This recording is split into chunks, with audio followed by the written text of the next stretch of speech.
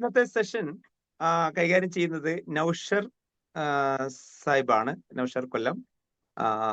അദ്ദേഹം higher secondary അധ്യാപകനാണ്. ഖുർആൻ ശാസ്ത്ര വിഷയത്തിൽ ഗവേഷണ പഠനങ്ങൾ നടത്തിക്കൊണ്ടിരിക്കുന്ന വ്യക്തി കൂടിയാണ്. അപ്പൊ അദ്ദേഹത്തെ വളരെ ഹൃദ്യമായി ഈ ഒരു പ്രോഗ്രാം ഹാൻഡിൽ ചെയ്യാനും ഇന്നത്തെ സെഷൻ എക്സ്പ്ലെയിൻ ചെയ്യാനും ക്ഷണിക്കുകയാണ്. ഒപ്പം തന്നെ നമ്മൾ ഈ ഒരു കോഴ്സിന്റെ ഒരു ഇൻട്രൊഡക്ഷൻ സെഷൻ കൂടിയാണ്. എന്തിനു വേണ്ടിയിട്ടാണ് നമ്മൾ ഈ ഒരു ഖുർആൻ സയൻസ് എന്നുള്ള ഒരു കോഴ്സ് തിരഞ്ഞെടുക്കുന്നത് എന്നതിന്റെ ഒരു ഉത്തരം കൂടി ഇന്നത്തെ സെഷൻ കഴിയുമ്പോൾ നിങ്ങൾക്ക് ലഭിക്കും.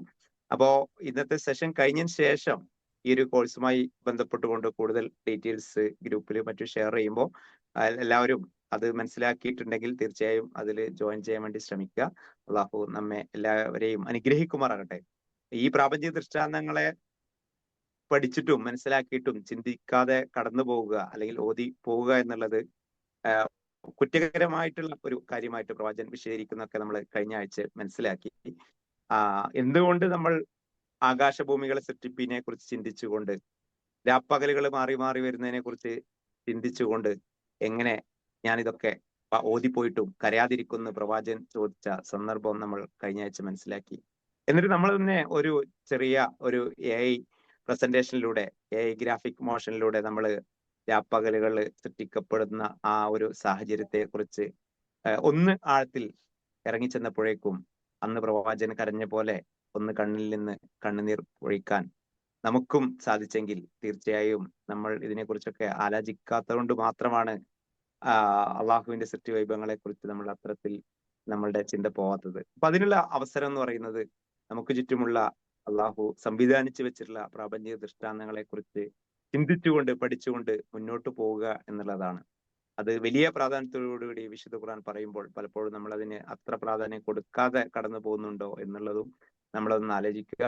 ഏതായാലും ഇന്നത്തെ സെഷൻ ഇവിടെ സ്റ്റാർട്ട് ചെയ്യാണ്. വിഷയം അവതരിപ്പിച്ചുകൊണ്ട് നിങ്ങളുമായിട്ട് ഇന്ററാക്ട് ചെയ്യാൻ വേണ്ടിയിട്ട് നൗഷർ സാഹിബിനെ ക്ഷണിക്കും.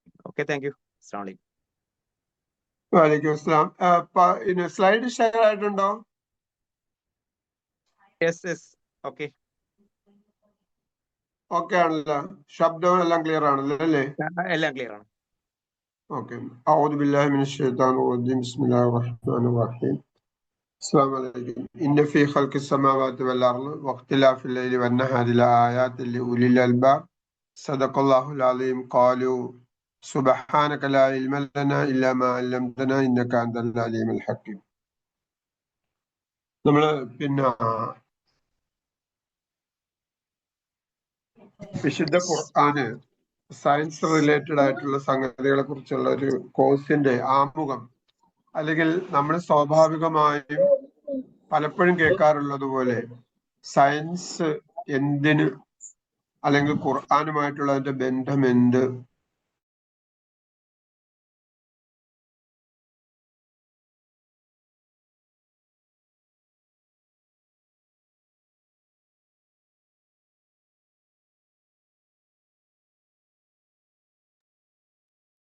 ഒന്ന് അൺമ്യൂട്ട് ചെയ്യോ സർ? മ്യൂട്ട് റോൾ കൊടുത്തപ്പോ ആയിട്ടുണ്ട്, ഓഫ് ആയിട്ടുണ്ട്. ഹലോ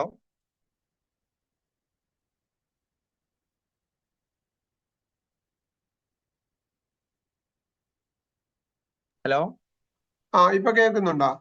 കേൾക്കുന്നുണ്ട്. ഒന്ന് സ്റ്റാർട്ട് ചെയ്തോളി. ഞാൻ മ്യൂട്ട് റോൾ കൊടുത്തപ്പോ ഓഫ് ആയതാണ്. ഓക്കെ. ഓക്കെ. അപ്പൊ ഇൻഷാല്ലാ സയൻസ് ഖുർആനും തമ്മിലുള്ള ബന്ധം എന്താണ്, അല്ലെങ്കിൽ സയൻസിലൂടെ ഖുർആൻ പഠിക്കേണ്ടതായിട്ടുണ്ടോ എന്നൊരു ചോദ്യം സ്വാഭാവികമായും നമുക്കുണ്ടാകും. അല്ലെങ്കിൽ എന്താണ് സയൻസിനോട് നമ്മൾ ഖുർആനിന് കൂട്ടിച്ചേർത്ത് പറയുന്നത് ഖുർആനിന് ഒരു ഓതന്റിസിറ്റി കിട്ടാൻ വേണ്ടിയാണോ? എന്തുകൊണ്ടാണ്, അല്ലെങ്കിൽ അങ്ങനെ പറയുന്നവർ പറയാനുള്ള കാരണം എന്താണ്? അങ്ങനെ തുടങ്ങിയ കാര്യങ്ങളെല്ലാം ഇൻഷാ അല്ലാഹ് നമുക്ക് ഈ സെഷനിലൂടെ മനസ്സിലാക്കാം എന്നാണ് വിചാരിക്കുന്നത്. അള്ളാഹു അതിന് തൗഫീഖ് നൽകുമാറാകട്ടെ. അപ്പോൾ നമ്മുടെ കോഴ്സ് എങ്ങനെയാണ്, സയൻസ് റിലേറ്റഡ് ആയിട്ടുള്ള ഈ കോഴ്സിന്റെ ആവശ്യകത എന്തെന്നുള്ളതാണ്. അതായത് വിശുദ്ധ ഖുർആന് പ്രധാനമായും 3 ആശയങ്ങളെയാണ് മുന്നിൽ വെക്കുന്നത്. മനുഷ്യരുടെ 3 ആശയങ്ങളാണ്. അത് തൗഹീദ്, ഒന്ന് തൗഹീദും, മറ്റൊന്ന് പ്രവാചകത്വവും, മറ്റൊന്ന് ആഖിറവുമാണ്, പരലോകവും വിശ്വാസവുമാണ്. ഇതിൽ ഏറ്റവും കോംപ്ലിക്കേറ്റഡ്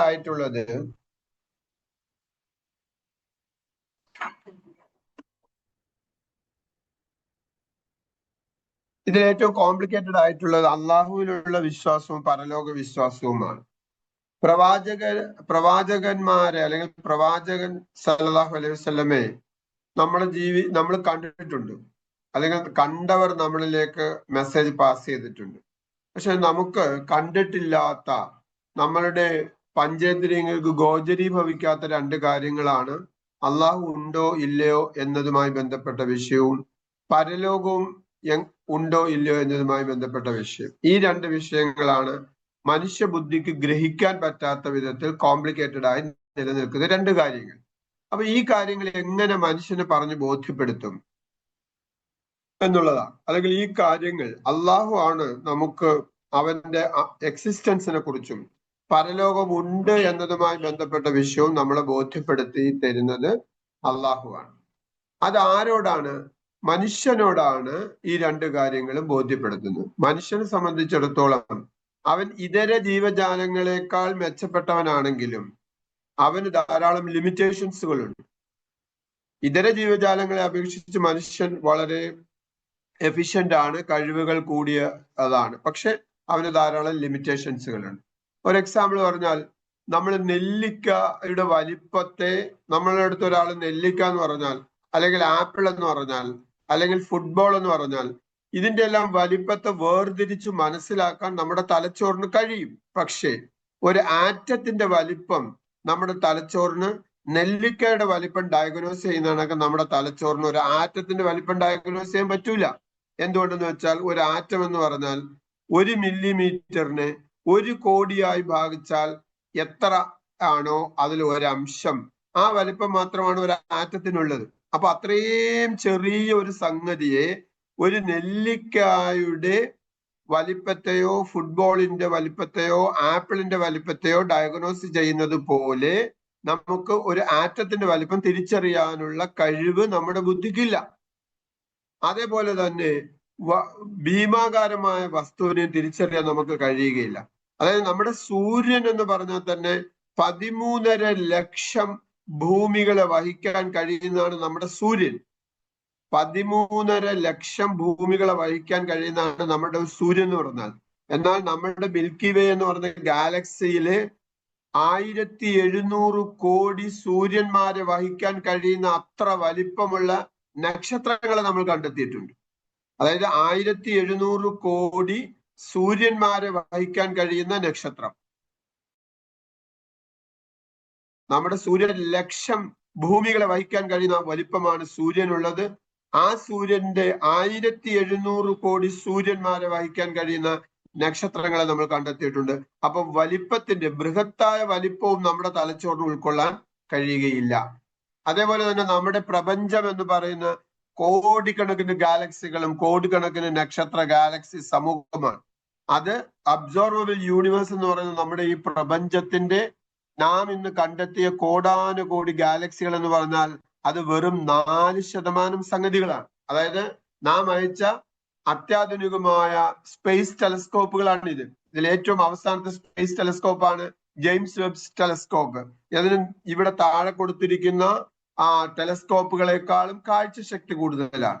ആ ടെലസ്കോപ്പുകൾ ഉപയോഗിച്ചും നാം കണ്ടെത്തിയ കോടാനുകോടി നക്ഷത്രങ്ങളും അല്ലെങ്കിൽ ഗാലക്സി സമൂഹങ്ങളും പ്രപഞ്ചത്തിന്റെ വെറും 4% അപ്പൊ അബ്സോർവബിൾ യൂണിവേഴ്സിലെ ബാക്കി 96% എന്താണ് എന്ന് പോലും മനുഷ്യന് കണ്ടെത്താൻ കഴിഞ്ഞിട്ടില്ല. എന്ന് പറഞ്ഞാൽ ആ വസ്തുക്കൾ എന്താണെന്ന് അബ്സോർവ് ചെയ്യാനുള്ള കപ്പാസിറ്റി ആർക്കില്ല? നാം ഇപ്പോൾ ഈ ചിത്രത്തിൽ കണ്ടുകൊണ്ടിരിക്കുന്ന നമ്മളുടെ അത്യാധുനികമായ സ്പേസ് ടെലസ്കോപ്പുകൾക്ക് ഇല്ല എന്നതാണ്. അപ്പൊ ചോദിക്കും, എങ്ങനെയാണ് ഈ 95% വസ്തുക്കൾ 96% വസ്തുക്കൾ ഇങ്ങനെ ഉണ്ട് എന്ന് മനസ്സിലാക്കിയത്? അതിന്റെ ഗ്രാവിറ്റേഷണൽ ഫോഴ്സിന്റെ സാന്നിധ്യം കൊണ്ടാണ് നമ്മൾ അങ്ങനെ അതിനെ മനസ്സിലാക്കിയിട്ടുള്ളത്. അത് മറ്റൊരു വിഷയമാണ്. എനിവേ, നാം ഇന്ന് അബ്സോർവബിൾ യൂണിവേഴ്സ് എന്ന് പറയുന്ന ആ യൂണിവേഴ്സിൽ നാം ഇന്ന് കണ്ടുകൊണ്ടിരിക്കുന്ന കോടിക്കണക്കിന് ഗാലക്സികളും നക്ഷത്രങ്ങളും അത് വെറും 4%, 96% എന്ത് എന്ന് അറിയത്തില്ല. അതുകൊണ്ടാണ് നമ്മൾ അതിന് ഡാർക്ക് എനർജി, ഡാർക്ക് മാറ്റർ, നമുക്ക് അറിഞ്ഞുകൂടാത്ത വസ്തു ആയതുകൊണ്ടാണ് അതിന് ഡാർക്ക് എന്ന പേരിട്ട് വിളിക്കുന്നത്. ഓക്കെ, അങ്ങനത്തെ മനുഷ്യബുദ്ധിയോട് ആണ് അള്ളാഹുവിനെ കുറിച്ചും പരലോകത്തെ കുറിച്ചും മനസ്സിലാക്കിച്ചു കൊടുക്കേണ്ടത്. മനസ്സിലായ? അള്ളാഹു തന്നെ പറയാണ് എന്ത്? വിജ്ഞാനത്തിൽ നിന്നും വളരെ കുറച്ച് മാത്രമേ മനുഷ്യന് നൽകപ്പെട്ടിട്ടുള്ളൂ എന്നുള്ളതാണ്. വിജ്ഞാനത്തിൽ നിന്നും വളരെ കുറച്ച് മാത്രമേ മനുഷ്യന് നൽകപ്പെട്ടിട്ടുള്ളൂ. അങ്ങനത്തെ മനുഷ്യന് അള്ളാഹുവിനെ കുറിച്ചും നാളെ പരലോകമുണ്ട് എന്ന് മനസ്സിലാക്കിച്ചു കൊടുക്കണം, അല്ലെ? അപ്പൊ ഇത്രയും ലിമിറ്റേഷൻസ് ഉള്ള ഹ്യൂമൻ ബ്രെയിനിന് അള്ളാഹുവിന്റെ സാന്നിധ്യത്തെയും പരലോകമുണ്ടും എന്ന് ബോധ്യപ്പെടുത്തേണ്ട ഡ്യൂട്ടി അത് ആർക്കുള്ളതാണ്? അത് അള്ളാഹുവിന് തന്നെ ഉള്ളതാണ്. അതിനുവേണ്ടിയാണ് അള്ളാഹു ഖുർആൻ അയച്ചത്. കിതാബുൻ അൻസൽനാഹും ഇലൈക്കൻ മുബാറക്, നിനക്ക് നാം അവതരിപ്പിച്ചു തന്ന അനുഗ്രഹീതമായ ഗ്രന്ഥമത്രേ ഇത്.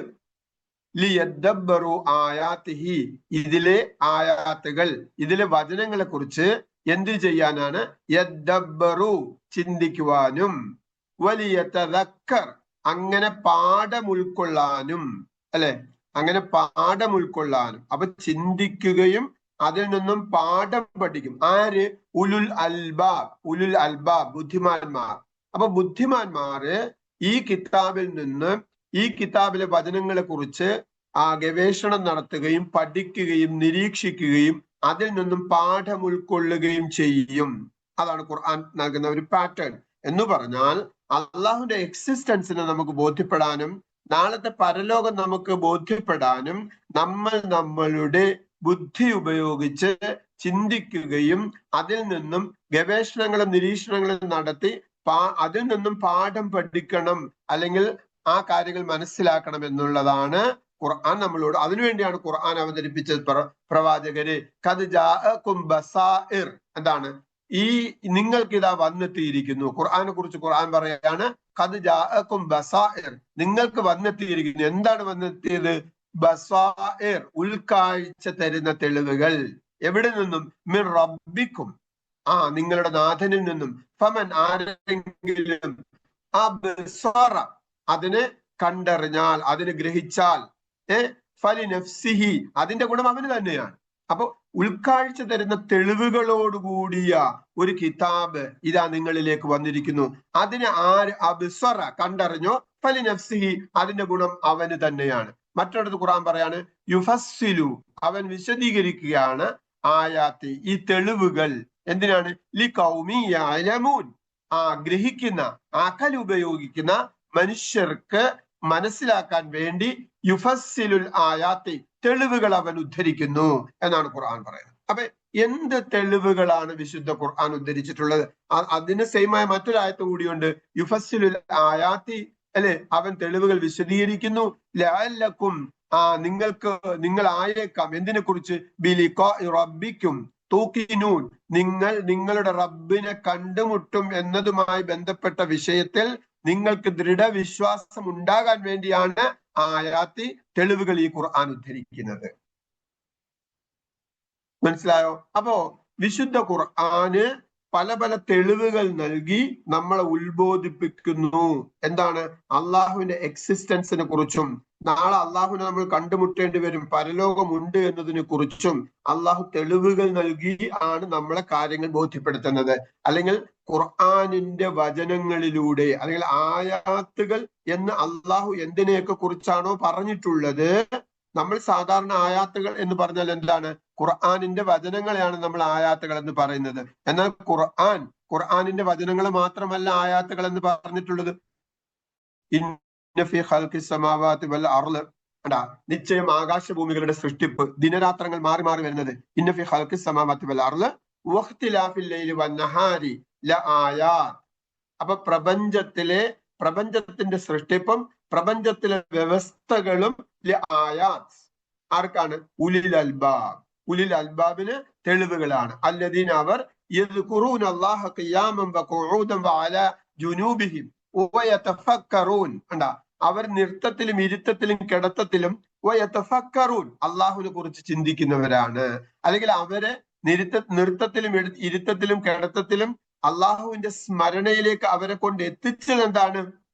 ഇന്ന ഫീ ഖൽഖിസ് സമാവാതി വൽ അർദ്, എന്താണ്? ആകാശഭൂമികളുടെ സൃഷ്ടിപ്പിനെ കുറിച്ചും അതില് ദിനരാത്രങ്ങൾ മാറി മാറി വരുന്നതിനെ കുറിച്ചും എന്ന് പറഞ്ഞാൽ ആകാശഭൂമികളിലെ വ്യവസ്ഥകൾ അല്ലെങ്കിൽ യൂണിവേഴ്സൽ ലോസിനെ കുറിച്ച് ചിന്തിക്കുന്നതും പഠിക്കുന്നതുമാണ് അവരെ എന്തിലേക്ക് കൊണ്ടെത്തിച്ചത്?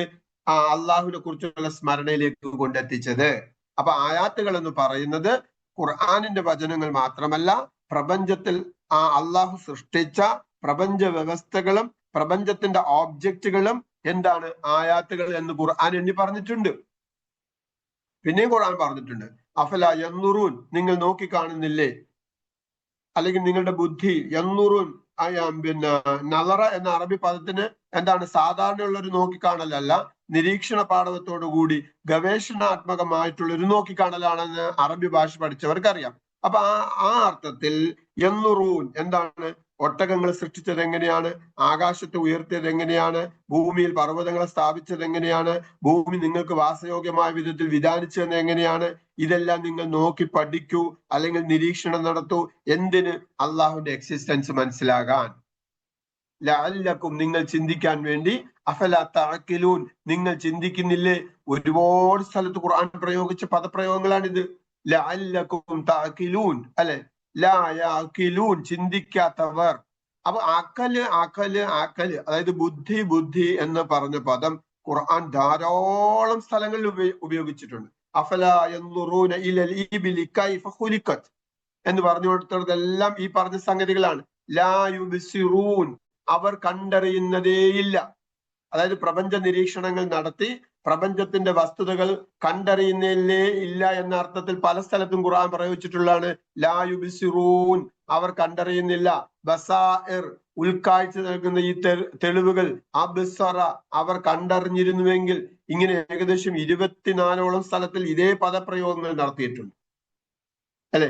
അള്ളാഹു പറയുകയാണ്, അങ്ങനെ സ്വന്തം ബുദ്ധി ഉപയോഗിച്ച് സ്വന്തം നിരീക്ഷണ പാഠവും ഉപയോഗിച്ച് പ്രപഞ്ചത്തെ നിരീക്ഷിക്കാത്തവരും അങ്ങനെ അള്ളാഹുവിന്റെ എക്സിസ്റ്റൻസിന് ബോധ്യപ്പെടാത്തവരും ഇന്ന ഷർറ ദവാബിൻ എന്ന് പറയുന്ന ജീവികളിൽ വെച്ച് ഷർറ, ഏറ്റവും നികൃഷ്ടമായവരാണ് ഇൻദല്ലാഹ്, അള്ളാഹുവിന്റെ അടുക്കൽ. ആരാണ്? ഈ ബുദ്ധി ഉപയോഗിക്കാത്തവർ, അല്ലെങ്കിൽ ബുദ്ധി ഉപയോഗിച്ച് ചിന്തിക്കാത്തവർ, അല്ലെ? അങ്ങനെ ബുദ്ധി ഉപയോഗിച്ച് ബുദ്ധി പ്രയോജനപ്പെടുത്താത്ത ബധിരരും മൂകരുമായ മനുഷ്യര് അള്ളാഹുവിന്റെ ദൃഷ്ടിയിൽ ഏറ്റവും നികൃഷ്ടരായ ജന്തുവർഗമാണ്. അപ്പൊ ഇവിടെ ഖുർആൻ അള്ളാഹുവിന്റെ എക്സിസ്റ്റൻസിനെ കുറിച്ച്, പരലോകമുണ്ട് എന്നതിനെ കുറിച്ച് മനസ്സിലാക്കുന്നതിന് വേണ്ടി ഖുർആൻ ഉപയോഗിക്കുന്ന ഒരു പ്രധാനപ്പെട്ട മാർഗമാണ്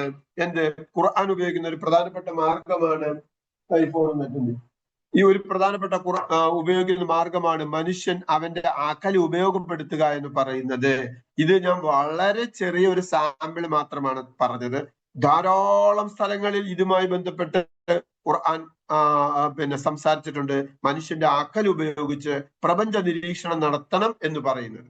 നോക്കൂ, അങ്ങനെ ഖുർആനിന്റെ കൽപ്പനകൾക്ക് വിധേയമായി പ്രപഞ്ച നിരീക്ഷണം നടത്തി അങ്ങനെ പ്രപഞ്ചത്തെ പഠിച്ച് അള്ളാഹുവിന്റെ എക്സിസ്റ്റൻസിനെ മനസ്സിലാക്കാൻ ശ്രമിച്ച ഒരു കാലഘട്ടമാണ് അബ്ബാസിയ കാലഘട്ടം എന്ന് പറയുന്നത്. ആ കാലഘട്ടത്തെ ഇസ്ലാമിന്റെ സുവർണ കാലം എന്ന് പറയാനുള്ള കാര്യം, ഈ രൂപത്തിലുള്ള ഗവേഷണ നിരീക്ഷണങ്ങൾ ഇന്നത്തെ ശാസ്ത്രലോകത്തിന്റെ അടിസ്ഥാനം പാകി എന്നുള്ളതാണ്. ശാസ്ത്രലോകത്തിന്റെ അടിസ്ഥാനം പാകിയത് ഈ അബ്ബാസിയ ഭരണ കാലഘട്ടത്തിലാണ്. എന്തുകൊണ്ടാണ്? അബ്ബാസിയ ഭരണ കാലഘട്ടത്തിലെ പണ്ഡിതന്മാർ ഖുർആനിന്റെ വിധിവിലക്കുകൾക്ക് സമ്പൂർണമായും വിധേയമായിക്കൊണ്ട് പ്രവർത്തിച്ചു എന്നുള്ളത് കൊണ്ടാണ്. അതുകൊണ്ട് തന്നെയാണ് എന്ത് സംഭവിച്ചിട്ടുള്ളത്? ഇന്നത്തെ ശാസ്ത്രം ഈ രൂപത്തിൽ വളർന്നു വന്നത്. ന്യൂട്ടൺ തന്നെ പറഞ്ഞിട്ടുണ്ട്, എന്താണ്? ഇബ്നു ഹൈത്തം ഓപ്റ്റിക്സിനെ കുറിച്ച്, അതായത് പ്രകാശത്തെ കുറിച്ച് ഇബ്നു ഹൈത്തത്തിന്റെ ഗ്രന്ഥം തനിക്ക് പ്രചോദനം നൽകിയിട്ടുണ്ട്. അങ്ങനെ നമ്മൾ സയൻസിന്റെ ബേസിക്സ്, മൂലശിലകളെ കുറിച്ച് പരിശോധിച്ചാൽ അതെല്ലാം ഈ അബ്ബാസിയ കാലഘട്ടത്തിലെ പണ്ഡിതന്മാരിലേക്ക് കൊണ്ടെത്തിക്കുന്നതായി നമുക്ക് കാണാൻ കഴിയും. അത് ഞാനിവിടെ സൂചന മാത്രമാണ്. ഇത്രയാണ് എന്റെ സൂചന. വിശുദ്ധ ഖുർആൻ അനുസരിച്ച് അല്ലെങ്കിൽ ഖുർആനിന്റെ കൽപ്പനകളെ ശിരസ വഹിച്ച പണ്ഡിത സമൂഹം ലോകത്തെ, അതായത് ഈ ആധുനിക യുഗത്തിന് പിന്നെ ഫൗണ്ടേഷൻ സ്റ്റോൺ പാകിയത് അവരാണ്, അല്ലെങ്കിൽ അവരുടെ നിരീക്ഷണ ഗവേഷണങ്ങളാണ് ആധുനിക സയൻസിന് ബേസ് ഇട്ട് കൊടുത്തത്. അങ്ങനെയാണ് വാട്ട് ഈസ് സയൻസ്. ഇന്ന് സയൻസ് ആരുടെ കയ്യിലാണ്?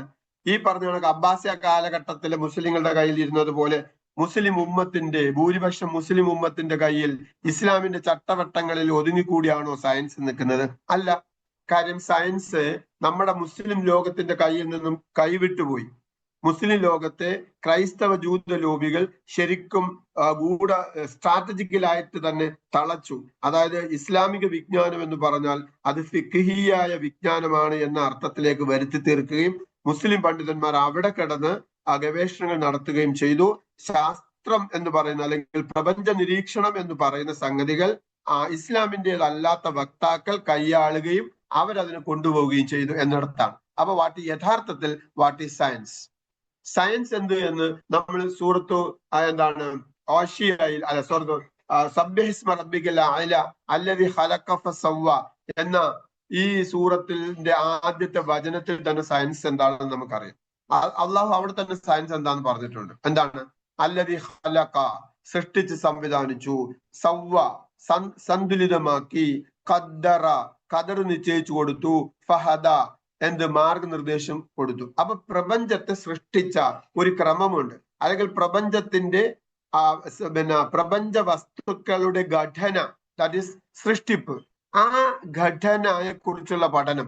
ഫോർ എക്സാമ്പിൾ സയൻസ് നമ്മുടെ അടുത്ത് പറഞ്ഞു തരുന്നത് എന്താണ്? നക്ഷത്രങ്ങൾ. അത് നക്ഷത്രങ്ങൾ സൃഷ്ടിക്കപ്പെട്ട പ്രപഞ്ചത്തിൽ ആദ്യമായി ഉണ്ടായ എന്താണ് വസ്തു, അതാണ് എന്ത്? ഹൈഡ്രജൻ എന്ന് പറയും. ഹൈഡ്രജൻ എന്ന് പറഞ്ഞ സാധനം, ആ ഹൈഡ്രജൻ എന്ന് പറഞ്ഞ സാധനം കൊണ്ടാണ് അള്ളാഹു നക്ഷത്രങ്ങളെ, സൂര്യൻ ഉൾപ്പെടെയുള്ള എല്ലാ നക്ഷത്രങ്ങളെയും സൃഷ്ടിച്ചത് ഹൈഡ്രജൻ കൊണ്ടാണ്. അതുകൊണ്ടാണ് ഏതൊരു നക്ഷത്രം എടുത്ത് പരിശോധിച്ചാലും അതിലെ പ്രധാനപ്പെട്ട ഇൻഗ്രീഡിയന്റ് ഹൈഡ്രജൻ ആണ്. പിന്നീട് അതിനകത്തുള്ള ഹീലിയമാണ്. ആ ഹീലിയം എങ്ങനെ ഉണ്ടായി? ഈ ഹൈഡ്രജന്മാർ പരസ്പരം കൂടിച്ചേരും, 2 or 4 ഹൈഡ്രജൻ പരസ്പരം കൂടിച്ചേർന്നിട്ട് ആണ് ഹീലിയം കൺവേർട്ട് ചെയ്യുന്നത്. അങ്ങനെ കൺവേർട്ട് ചെയ്യുമ്പോഴാണ് ഇത്രത്തോളം എനർജി പുറപ്പെടുന്നത്.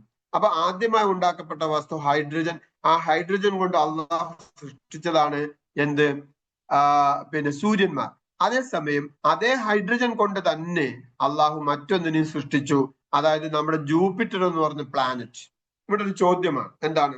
ഹൈഡ്രജൻ കൊണ്ട് അള്ളാഹു സൃഷ്ടിച്ച സൂര്യൻ കത്തിജ്വലിക്കുന്നു, അതിനകത്ത് ന്യൂക്ലിയർ ഫ്യൂഷൻ എന്ന് പറഞ്ഞ പ്രോസസ്സ് സംഭവിക്കുന്നു. പക്ഷേ അതേ ഹൈഡ്രജൻ കൊണ്ട് തന്നെ നിർമ്മിച്ച ജൂപ്പിറ്റർ എന്ന് പറഞ്ഞ ദാറ്റ് ഈസ് എ പ്ലാനറ്റ്, അതൊരു പ്ലാനറ്റ് മാത്രമാണ്.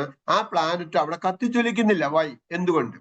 അല്ലെ, അതൊരു ക്വസ്റ്റ്യൻ ആണ്. നോക്കൂ, അതേപോലെ തന്നെ അതേ ഹൈഡ്രജൻ കൊണ്ട് ആ ഹൈഡ്രജനകത്ത് ഒരു ഓക്സിജനും കൂടെ ഉൾപ്പെടുത്തിക്കൊണ്ടാണ് അള്ളാഹു ജലത്തെ നിർമ്മിച്ചിട്ടുള്ളത്. ജലം, അല്ലെ, ജലത്തെ നിർമ്മിച്ചത് ഏത് സൂര്യനെയും അതേ കണക്ക് ജൂപ്പിറ്ററിനെയൊക്കെ ഉണ്ടാക്കപ്പെട്ട അതേ ഇൻഗ്രീഡിയന്റിനോടൊപ്പം ഒരു ഓക്സിജനും കൂടെ ചേർത്തിട്ടാണ് അള്ളാഹു ജല തന്മാത്രകളെ ഉണ്ടാക്കിയത്. ഈ ജല തന്മാത്രകളെ സംബന്ധിച്ച് അത് ഉണ്ടാക്കപ്പെട്ട 2 ഹൈഡ്രജൻ അത് കത്തുന്ന സാധനമാണ്.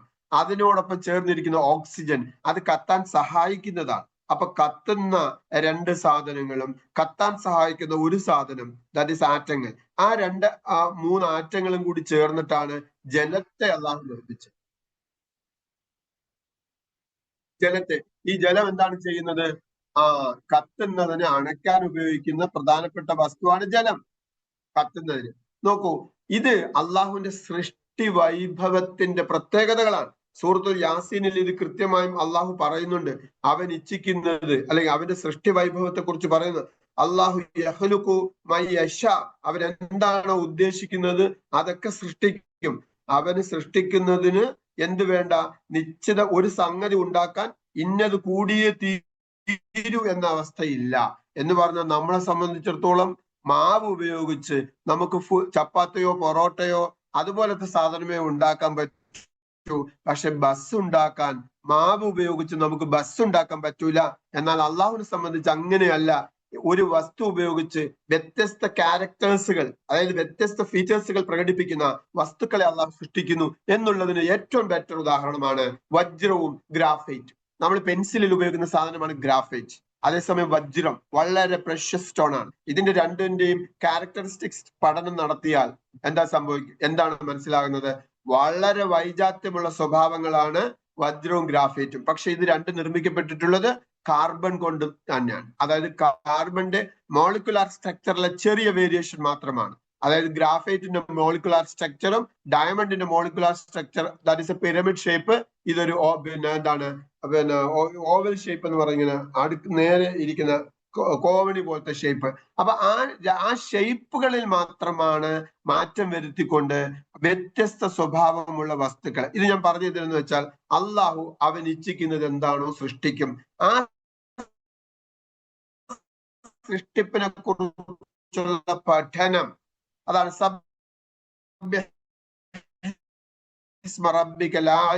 അപ്പൊ ആ സൃഷ്ടിപ്പിനെ കുറിച്ചുള്ള പഠനമാണ് സയൻസ്. ആ സയൻസ് അല്ലേ നമുക്ക് വജ്രത്തെ കുറിച്ച് പറഞ്ഞു തന്നത്? ആ സയൻസ് അല്ലേ ഗ്രാഫൈറ്റിനെ കുറിച്ച് പറഞ്ഞു തന്നത്? ആ സയൻസ് അല്ലേ ജലതന്മാത്രകളെ കുറിച്ച് പറഞ്ഞു തന്നത്? ആ സയൻസ് അല്ലേ സൂര്യൻ ഉണ്ടാക്കപ്പെട്ടതിനെ കുറിച്ച് പറഞ്ഞു തന്നത്? ജൂപ്പിറ്റർ ഉണ്ടാക്കുന്നതിനെ കുറിച്ച് പറഞ്ഞു തന്നത്?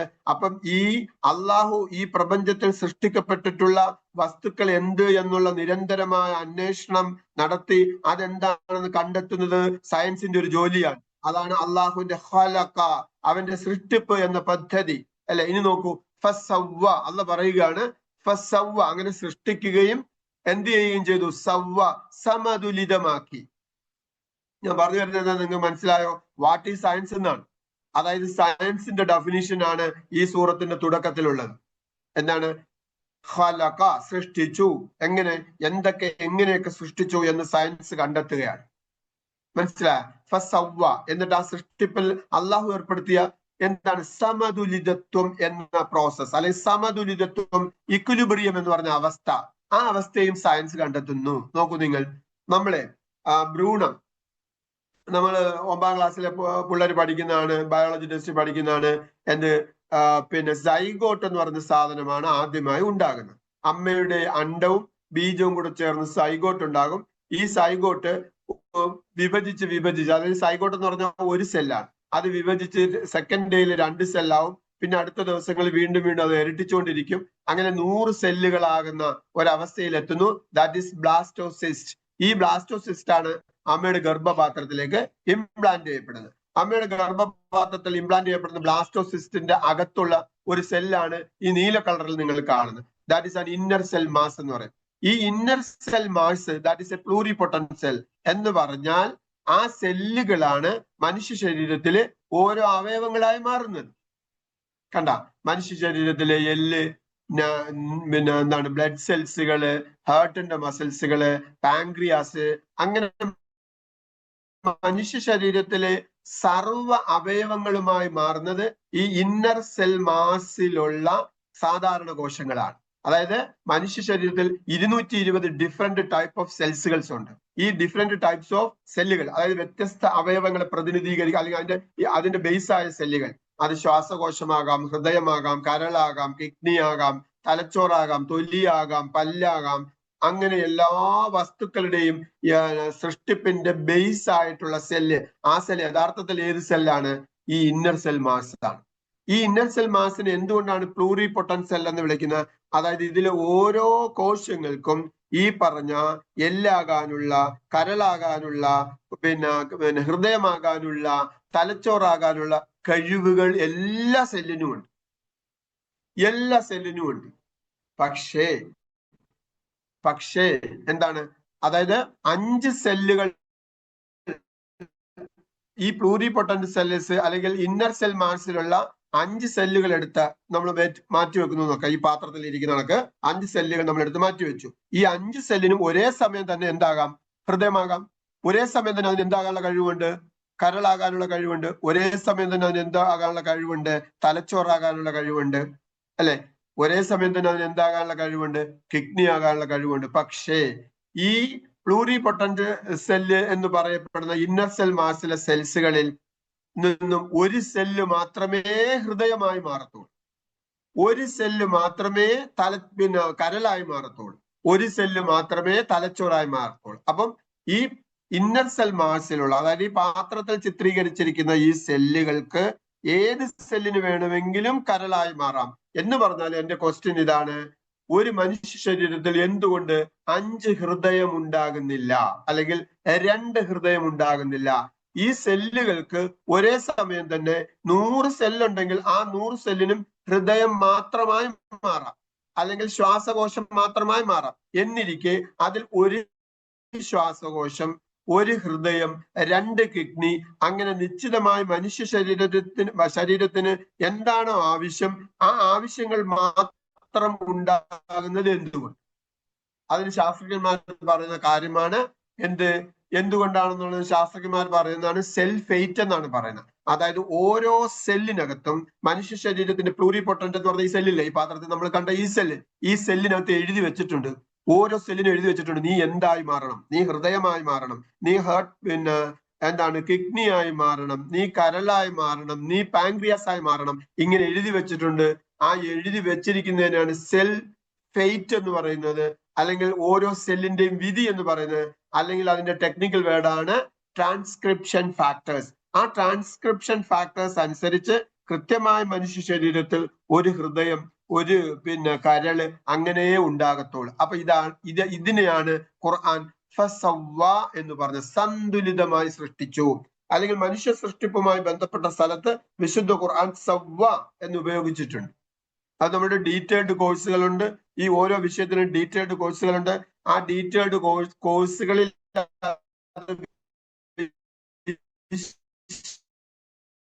വിശദമായി പറയുന്നുണ്ട്. മനസ്സിലായി? ഉദ്ധരിച്ചുകൊണ്ട് ഖുർആൻ പഠിക്കേണ്ട ആവശ്യകത എന്ത് എന്ന് ജസ്റ്റ് 1 മണിക്കൂറിനുള്ളിൽ ബോധ്യപ്പെടുത്താനുള്ള ശ്രമം മാത്രമാണ്. അപ്പൊ ഈ പറഞ്ഞ സംഗതികളെല്ലാം വളരെ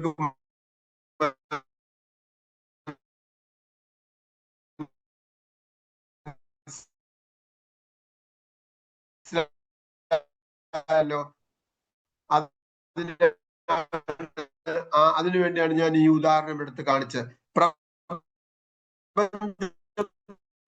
എവിടെ എങ്ങനെയെല്ലാം എടുത്ത് വാചകരെ, താങ്കൾ ആകാശത്തേക്ക് നോക്കൂ, നിനക്ക് അവിടെ വിടവുകൾ കാണാൻ കഴിയും, നീ വീണ്ടും കണ്ണുകൾ വായിക്കൂ, നിനക്ക് വളരെ സന്തുലിതമായ അവസ്ഥയിലാണ് സൃഷ്ടിക്കപ്പെട്ടു. അതിർ നിശ്ചയിച്ചു, അള്ളാഹു സൃഷ്ടിച്ചു. ആ സൃഷ്ടിപ്പ് സന്തുലിതാവസ്ഥയിലാണ്. ആ സന്തുലിതാവസ്ഥയിൽ സൃഷ്ടിക്കപ്പെട്ടതിനകത്ത് അവ ഓരോന്നും എന്ത് ചെയ്യണം എന്ന്, അതായത് അവ ഓരോന്നും അള്ളാഹു പ്രോഗ്രാം ചെയ്തു. ദാറ്റ് ഈസ് ഖദർ. ഞാൻ പറഞ്ഞു വരുന്നത് എന്തെന്ന് മനസ്സിലായോ? സയൻസ് എന്ന് പറഞ്ഞാൽ എന്താണ്? പ്രപഞ്ചത്തിൽ എന്തെല്ലാം ഉണ്ട് എന്ന് നമ്മൾ പഠിക്കുന്നു. പ്രപഞ്ചത്തിന്റെ ആ ഉള്ള വസ്തുക്കളുടെ എല്ലാം സൃഷ്ടിപ്പിന്റെ, അല്ലെങ്കിൽ അവയുടെ സ്ട്രക്ചറൽ ബാലൻസിനെ കുറിച്ച് പഠിക്കുന്നു. ദാറ്റ് ഈസ് ഫസവ്വ. എന്നിട്ട് അവ ഓരോന്നും പ്രത്യേകമായ പ്രവൃത്തി പദങ്ങളിലൂടെ സഞ്ചരിച്ചു കൊണ്ടിരിക്കുന്നു. അതാണ് ഖദർ. അപ്പൊ അതിനെയാണ് മൊത്തത്തിൽ നമ്മൾ വിളിക്കുന്നത് യൂണിവേഴ്സൽ ലോ എന്ന് പറയുന്നത്. Universal law. അതായത് ഈ പ്രപഞ്ചത്തിലുള്ള നിസ്സാരമായ ഒരു ആറ്റം, അതാണ് ഈ സെൻട്രൽ കാണുന്ന പടം. ഒരു ആറ്റത്തിന്, ആ ഓരോ ആറ്റത്തിനും അതിൻ്റെതായ സ്ട്രക്ചർ ഉണ്ട്. ഉദാഹരണമായിട്ട് നമ്മൾ ആദ്യം പറഞ്ഞ ഹൈഡ്രജൻ ആറ്റം, രണ്ടാമത് ഹീലിയം. ആ ഹൈഡ്രജൻ ആറ്റത്തിനകത്ത് 1 ഇലക്ട്രോൺ മാത്രമാണ്, ഹീലിയത്തിനകത്ത് 2 ഇലക്ട്രോണുകൾ. അങ്ങനെ ഓരോ നമ്മൾ ആവർത്തന പട്ടികയില് പീരിയോഡിക്കൽ ടേബിളിൽ കാണുന്ന ഓരോ ആറ്റങ്ങളും നിശ്ചിത പ്രോട്ടോണുകളും ന്യൂട്രോണുകളും ഇലക്ട്രോണുകളും, ദാറ്റ് ഈസ് അതിന്റെ ഇൻഗ്രീഡിയന്റുകളാണ്. എന്നാൽ അവയുടെ പ്രവർത്തനമോ ഓരോ നിശ്ചിത വേഗത്തിൽ നിശ്ചിത ഓർബിറ്റുകളിലൂടെയാണ് ആറ്റത്തിന്റെ ന്യൂക്ലിയസിന് ചുറ്റും ഇലക്ട്രോൺസുകൾ സഞ്ചരിക്കുന്നത്. അങ്ങനെ ആ മേഖലയെ കുറിച്ച് പഠിക്കാൻ ഇപ്പോൾ ഫിസിക്സിന് പ്രത്യേക ശാഖ തന്നെയുണ്ട്. ദാറ്റ് ഈസ് ന്യൂക്ലിയർ ഫിസിക്സ്, അല്ലെ? അതാണ് നമ്മൾ ഇപ്പോൾ ആധുനിക ലോകത്ത് ക്വാണ്ടം ഫിസിക്സ് എന്ന പേരിൽ അറിയപ്പെടുന്നത്. എന്താണ്? ഒരു ആറ്റത്തിന്റെ ഉള്ളിലുള്ള ലോകത്തെ കുറിച്ച് പഠിക്കുന്നു, അതിനകത്തുള്ള ഇൻഗ്രീഡിയന്റുകൾ, ദാറ്റ് ഈസ് ന്യൂക്ലിയർ ഫിസിക്സ്. അതിനകത്ത് നടക്കുന്ന പ്രവർത്തനങ്ങളെ കുറിച്ച് പഠിക്കുന്നു, ദാറ്റ് ഈസ് ക്വാണ്ടം ഫിസിക്സ്. അതായത് ക്ലാസിക്കൽ ഫിസിക്സിന് തികച്ചും ഘടകവിരുദ്ധമായ ഒരു സംഗതിയാണ് എന്ത്? ക്വാണ്ടം ഫിസിക്സിലുള്ള നിയമങ്ങൾ.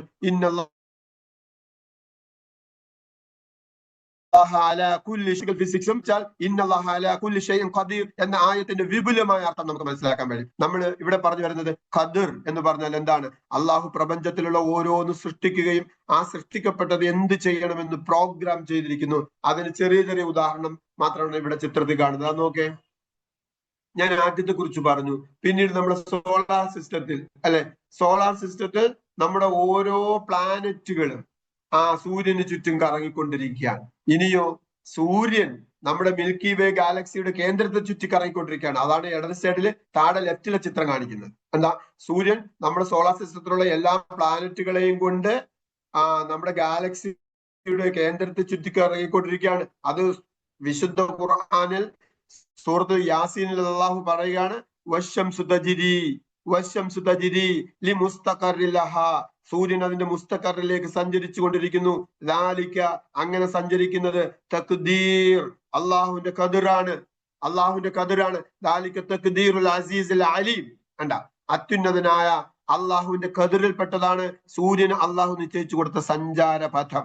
അങ്ങനെ ഒരു ആറ്റത്തിനുള്ളിൽ ഇലക്ട്രോണുകളുടെ സഞ്ചാരപഥം മുതൽ അതിഭീമാകാരങ്ങളായ ഗാലക്സികളിലെ നക്ഷത്രങ്ങൾ, ഗാലക്സികളുടെ കേന്ദ്രങ്ങളെ ചുറ്റിക്കൊണ്ടിരിക്കുന്ന സഞ്ചാരങ്ങൾ വരെ ഇനി നമ്മൾ കണ്ടെത്താൻ പോകുന്ന സഞ്ചാരങ്ങൾ എന്ന് പറഞ്ഞാൽ എന്താണ്? പ്രപഞ്ചത്തിൽ ഗാലക്സികൾ തന്നെ പരസ്പരം അകന്നുകൊണ്ടിരിക്കുന്ന ഗാലക്സി കൂട്ടങ്ങൾ തന്നെ. ഫോർ എക്സാമ്പിൾ, സാറ്റലൈറ്റ് ഗാലക്സികൾ എന്ന് പറയുന്ന സംഭവമുണ്ട്. അതായത് നമ്മുടെ മിൽക്കി വേ ഗാലക്സിയെ ചുറ്റിക്കറങ്ങുന്ന സാറ്റലൈറ്റ് ഗാലക്സികളുണ്ട്. അതിന്റെ സഞ്ചാരം, അങ്ങനെ ധാരാളം സഞ്ചാരപഥങ്ങൾ, ആകാശത്ത് ധാരാളം സഞ്ചാരപഥങ്ങൾ ഈ എല്ലാം നിശ്ചയിച്ച, അതാണ് ഖദർ. അത് അള്ളാഹുവിന്റെ ഖദറാണ്. അതിനെക്കുറിച്ച് ഖുർആൻ വളരെ വിശദമായി പല സ്ഥലത്തും പല ചോദ്യങ്ങളും ചോദിച്ചു പറയുന്നുണ്ട്. അല്ലെങ്കിൽ ആകാശത്തിന്റെ സംവിധാനങ്ങളെ കുറിച്ച് ഖുർആൻ പല സ്ഥലങ്ങളിലും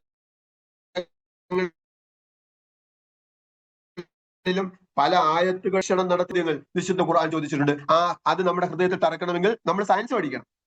സയൻസ് പഠിച്ചാൽ മാത്രമാണ്, അല്ലെങ്കിൽ സയൻസിലൂടെ നമ്മൾ പ്രപഞ്ച വ്യവസ്ഥകൾ, ദാറ്റ് ഈസ് ആസ്ട്രോഫിസിക്സ്, അത് പഠിക്കുമ്പോഴാണ് അള്ളാഹുവിന്റെ ചോദ്യങ്ങൾ നമ്മുടെ ഹൃദയത്തിൽ പ്രകമ്പനം കൊള്ളിക്കുന്നത്, നമ്മളുടെ സുജൂദുകൾക്ക് ഈ പറഞ്ഞ മാതിരി ആഴം വരുന്നത്, അല്ലെങ്കിൽ നമ്മുടെ സുജൂദുകൾക്ക്, അള്ളാഹുവിന്റെ മുമ്പിലുള്ള നമ്മുടെ സുജൂദുകൾക്ക് അതിൻ്റെതായ ഇഖ്ലാസും ഇന്റൻഷനും വരുന്നത് ആ സമയത്താണ്.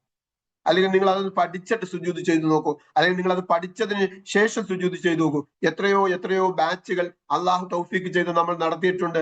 ആ ഓരോ ബാച്ചുകൾ കഴിയും തോറും അവർ പറയുന്ന ഫീഡ്ബാക്കുകൾ എടുക്കുമ്പോൾ ഇപ്പോഴും ഞങ്ങൾക്ക് അള്ളാഹുവിന്, അവര് സുബ്ഹാനല്ലാഹ് എന്ന് പറയുന്ന ആ പറച്ചിൽ കേൾക്കുമ്പോൾ തന്നെ അവർക്ക് നമസ്കാരത്തിലുണ്ടാകുന്ന നിർവൃതികളെ കുറിച്ച്, അവർക്ക് നമസ്കാരത്തിലുണ്ടാകുന്ന കോൺസെൻട്രേഷനെ കുറിച്ച് ഒക്കെ അവർ പറയുമ്പോൾ തന്നെ ഈ സമന്വയ പഠനം അവർക്കുണ്ടാക്കിയ ശാസ്ത്രവും ഖുർആനും സമന്വയ പഠനം അത് യഥാവിധി നടത്തുമ്പോൾ, അള്ളാഹു ഉദ്ദേശിച്ച മാതിരി നടത്തുമ്പോൾ ഉണ്ടാകുന്ന മാറ്റങ്ങളെ ആണ് ഈ ഫീഡ്ബാക്കിലൂടെ നമുക്ക് മനസ്സിലാക്കാൻ കഴിഞ്ഞത്. അപ്പൊ നോക്കൂ, ഇതാണ് ഖദർ എന്ന് പറയുന്നത്. അപ്പോ ഈ പറഞ്ഞ ഖലഖ, സൃഷ്ടിച്ചു, സവ്വ, സംവിധാനിച്ചു, ഖദ്ദറ, ഖദർ നിശ്ചയിച്ചു. ആ ഖദറുകൾ എന്താണ്? എന്താണ്? സവ്വ, സമതുലിതം, ഇക്വിലിബ്രിയം സ്റ്റേജസുകൾ എന്താണ്? സൃഷ്ടിക്കപ്പെട്ട വസ്തുക്കളുടെ ഇൻഗ്രീഡിയൻസുകൾ എന്താണ്? ഇങ്ങനെയുള്ള പഠനങ്ങളാണ് ശാസ്ത്രം ഇന്ന് നടത്തിക്കൊണ്ടിരിക്കുന്നത്. അപ്പോ എന്താണ് ശാസ്ത്രം എന്ന് പറഞ്ഞാൽ, അള്ളാഹു പ്രപഞ്ചത്തെ സൃഷ്ടിച്ചപ്പോൾ എങ്ങനെ സൃഷ്ടിച്ചു, അതിന്റെ സന്തുലിതാവസ്ഥ എന്ത്, അതിന്റെ ഖദറുകൾ എന്ത് എന്നതിനെ കുറിച്ചുള്ള അന്വേഷണമാണ് സയൻസ്. മനസ്സിലായില്ലേ? അതുകൊണ്ടാണ് അള്ളാഹു എന്ത് പറഞ്ഞത്? പ്രപഞ്ച പ്രതിഭാസങ്ങളെ നിരീക്ഷിക്കാൻ അള്ളാഹു പറഞ്ഞത്. പ്രപഞ്ച പ്രതിഭാസങ്ങളെ നിരീക്ഷിക്കാൻ അള്ളാഹു പറഞ്ഞത്. അല്ലെങ്കിൽ പ്രപഞ്ച പ്രതിഭാസങ്ങളുടെ നിരീക്ഷണം എന്തിലേക്ക് പോകും? മനുഷ്യനെ അള്ളാഹുവിലേക്ക് കൊണ്ടെത്തിക്കും. പക്ഷേ ഇന്ന് ഇത് നാസ്തികതയിലേക്ക് ഉപയോഗിക്കപ്പെടുന്നു. എന്തുകൊണ്ട്? നാസ്തികത വളർത്താൻ വേണ്ടിയാണ് പ്രപഞ്ച പ്രതിഭാസങ്ങളുടെ നിരീക്ഷണം, ദാറ്റ് ഈസ് സയൻസ് ഉപയോഗപ്പെടുത്തുന്നത് നാസ്തികയെ വളർത്താനാണ്. എന്താ കാര്യം? അതിനൊരു കാര്യമുണ്ട്. അതിന്റെ കാര്യം എന്ന് പറഞ്ഞാൽ, ഞാൻ പറഞ്ഞല്ലോ, അബ്ബാസിയ ഭരണ കാലഘട്ടത്തിന് ശേഷം ഈ സയൻസ്, അതായത് വികലമായ ദൈവിക സങ്കല്പങ്ങളുടെ വക്താക്കളുടെ കൈകളിലേക്ക് എത്തി. എന്ന് പറഞ്ഞാൽ ക്രൈസ്തവ ജൂത ലോബികളും അതേ കണക്ക് ഇസ്ലാം അല്ലാത്ത മറ്റ് മത ലോബികളെല്ലാം വികലമായ ദൈവിക ചിന്തകളുടെ ഉടമസ്ഥരാണ്. അതുകൊണ്ട് തന്നെ അതിലെ സയന്റിസ്റ്റുകൾ കുട്ടിക്കാലം മുതൽ വളർന്നു വരുന്ന ഈ ദൈവിക പഠനങ്ങളിലൂടെയാണ്, അല്ലെങ്കിൽ അവരുടെ മതം പ്രൊവൈഡ് ചെയ്യുന്ന ദൈവിക സങ്കല്പങ്ങളെ വെച്ചുകൊണ്ടാണ് സയന്റിസ്റ്റുകൾ വളർന്നു വരുന്നത്. അപ്പൊ സയന്റിസ്റ്റുകൾ ഈ പറഞ്ഞ പ്രപഞ്ച പ്രതിഭാസങ്ങളെ കുറിച്ച് അന്വേഷിച്ച് ഓരോന്ന് കണ്ടെത്തുമ്പോൾ അവരുടെ കുടുംബങ്ങളിൽ നിന്നും അവരഭ്യസിച്ച മത കാഴ്ചപ്പാടുകൾ വികലമാണ്, തെറ്റാണ് എന്നവർ കണ്ടെത്തും. അതുകൊണ്ടാണ് അതിന് ഏറ്റവും നല്ല ഉദാഹരണമാണ് നമ്മുടെ സ്റ്റീഫൻ ഹോക്കിംഗ്. അദ്ദേഹം എന്താണ്, അദ്ദേഹത്തിന്റെ പരമ്പരാഗതമായ മതത്തിന്റെ ദൈവസങ്കല്പത്തെ അദ്ദേഹം തള്ളിക്കളഞ്ഞു. അദ്ദേഹം ആസ്ട്രോഫിസിക്സിൽ ഡോക്ടറേറ്റും അങ്ങനെ ഗവേഷണങ്ങളും നിരീക്ഷണങ്ങളും നടത്തിയപ്പോൾ അദ്ദേഹം സമ്മതിച്ചു ഈ പ്രപഞ്ചത്തിന് ഒരു പ്രോഗ്രാമർ ഉണ്ട്. അതിന്റെ തെളിവുകൾ ധാരാളം അദ്ദേഹത്തിന്റെ പഠനങ്ങളിൽ അദ്ദേഹത്തിന് കണ്ടെത്താൻ കഴിഞ്ഞു. അതുകൊണ്ട് അപ്പോഴും അദ്ദേഹം പറയുന്നു, ഞാൻ മതങ്ങൾ മുന്നോട്ട് വെക്കുന്ന ദൈവത്തെ തള്ളിക്കളയും. എന്താണ്? അതായത് വികലമായ ദൈവസങ്കല്പങ്ങളാണ് മതങ്ങൾ വെച്ച് നടത്തുന്നത്. മനസ്സിലായോ? അവർക്കൊന്നും ഖുർആൻ യഥാവിധി എത്തുന്നില്ല. ഖുർആനിന്റെ ദൈവസങ്കല്പം എന്താണെന്ന് അറിയണമെങ്കിൽ എവിടെ കൂടെ തന്നെ സഞ്ചരിക്കണം?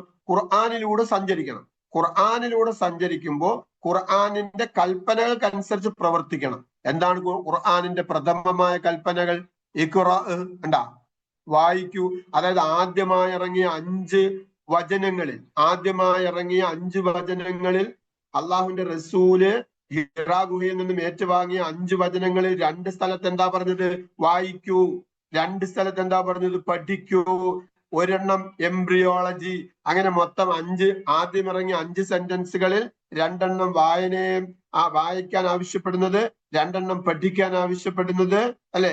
1 ഇന്ന് മാത്രം വികസിച്ചു വന്ന എംബ്രിയോളജിയുടെ അടിസ്ഥാന കാര്യങ്ങൾ പറയുന്നത്. ഇതാണ് ഖുർആന്റെ പ്രഥമ കൽപ്പന. ഈ കൽപ്പന ഇറങ്ങി ഏകദേശം 12 വർഷം കഴിഞ്ഞാണ് നമസ്കരിക്കാൻ വരെ കൽപ്പിച്ചത്. എന്ന് പറഞ്ഞാൽ ആദ്യം മനുഷ്യനുണ്ടാകേണ്ടത് ഈമാനാണ്.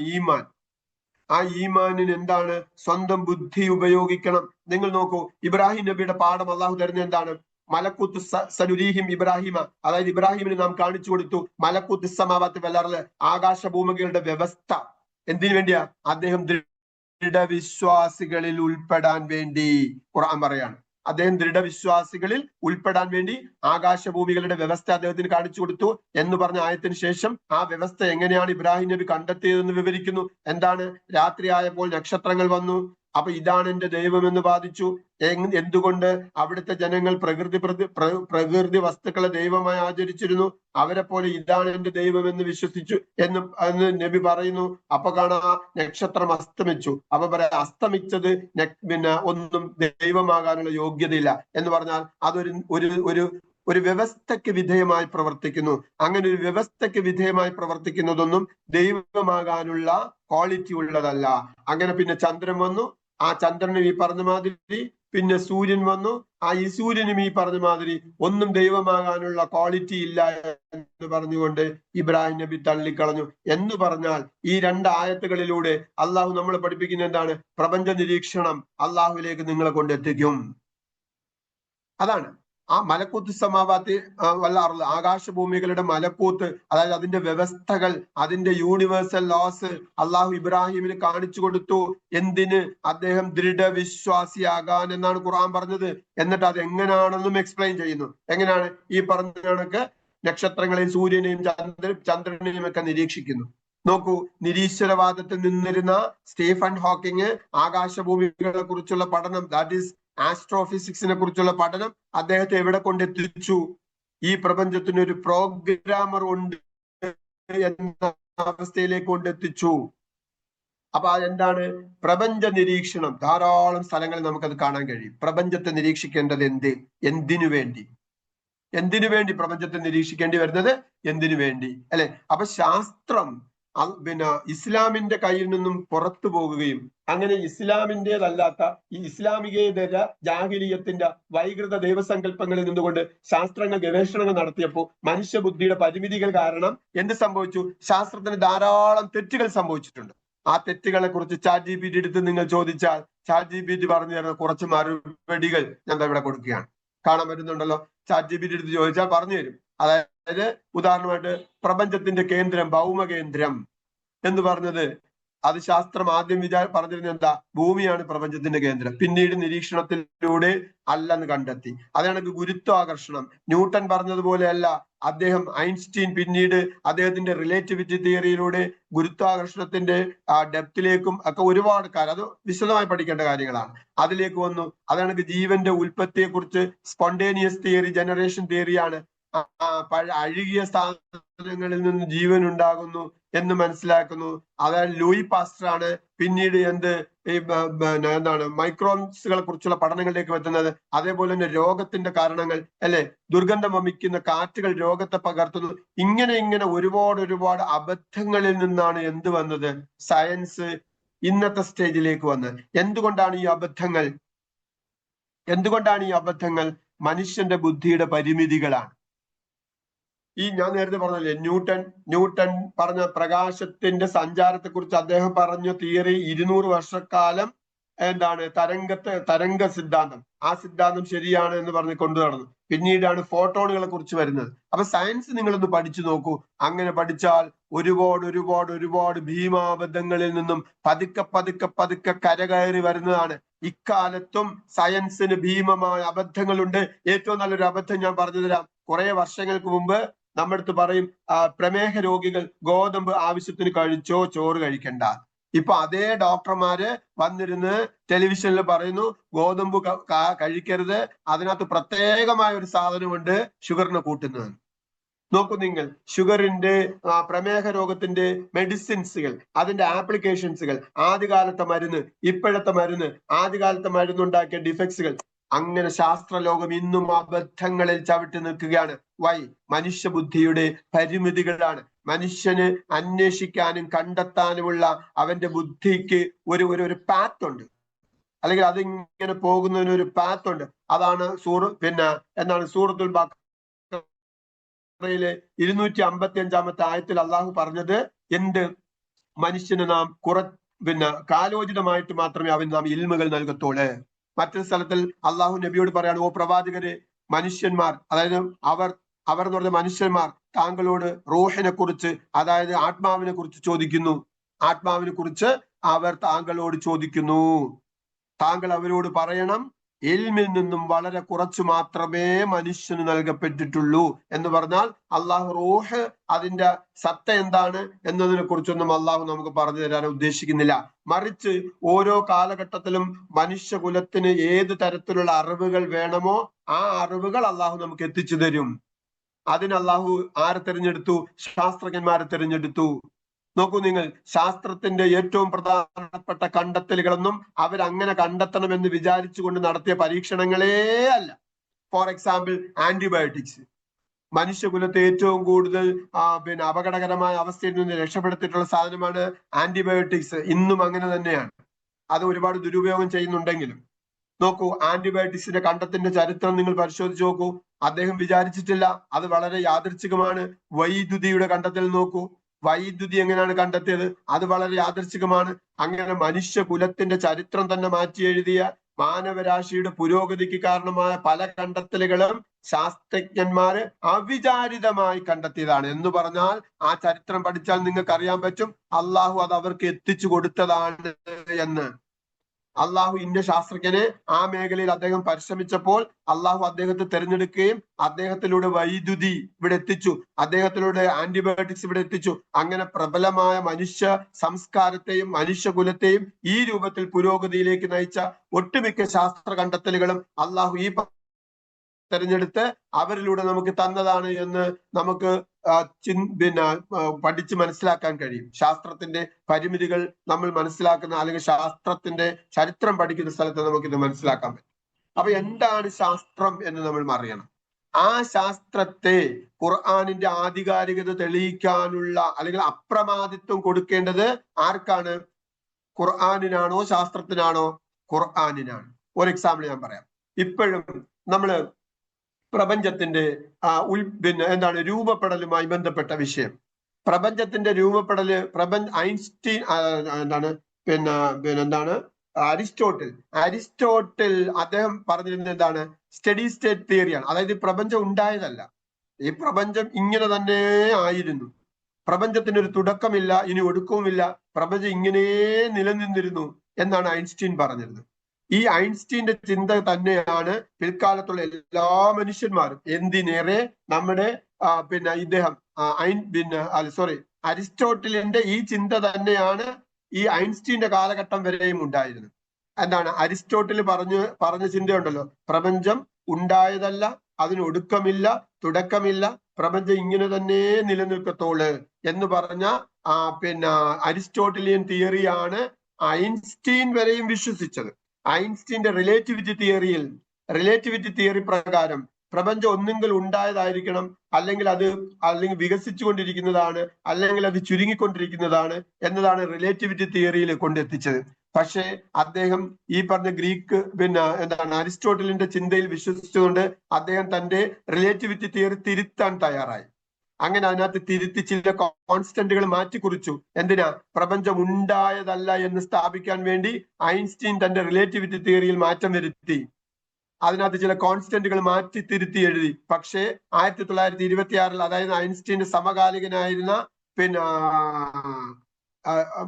ലിമൈറ്റർ എന്ന് പറഞ്ഞ ശാസ്ത്രജ്ഞൻ പ്രപഞ്ചത്തിനൊരു തുടക്കമുണ്ട് എന്ന് അദ്ദേഹം വാദിച്ചു അദ്ദേഹത്തിന്റെ നിരീക്ഷണങ്ങളിലൂടെ.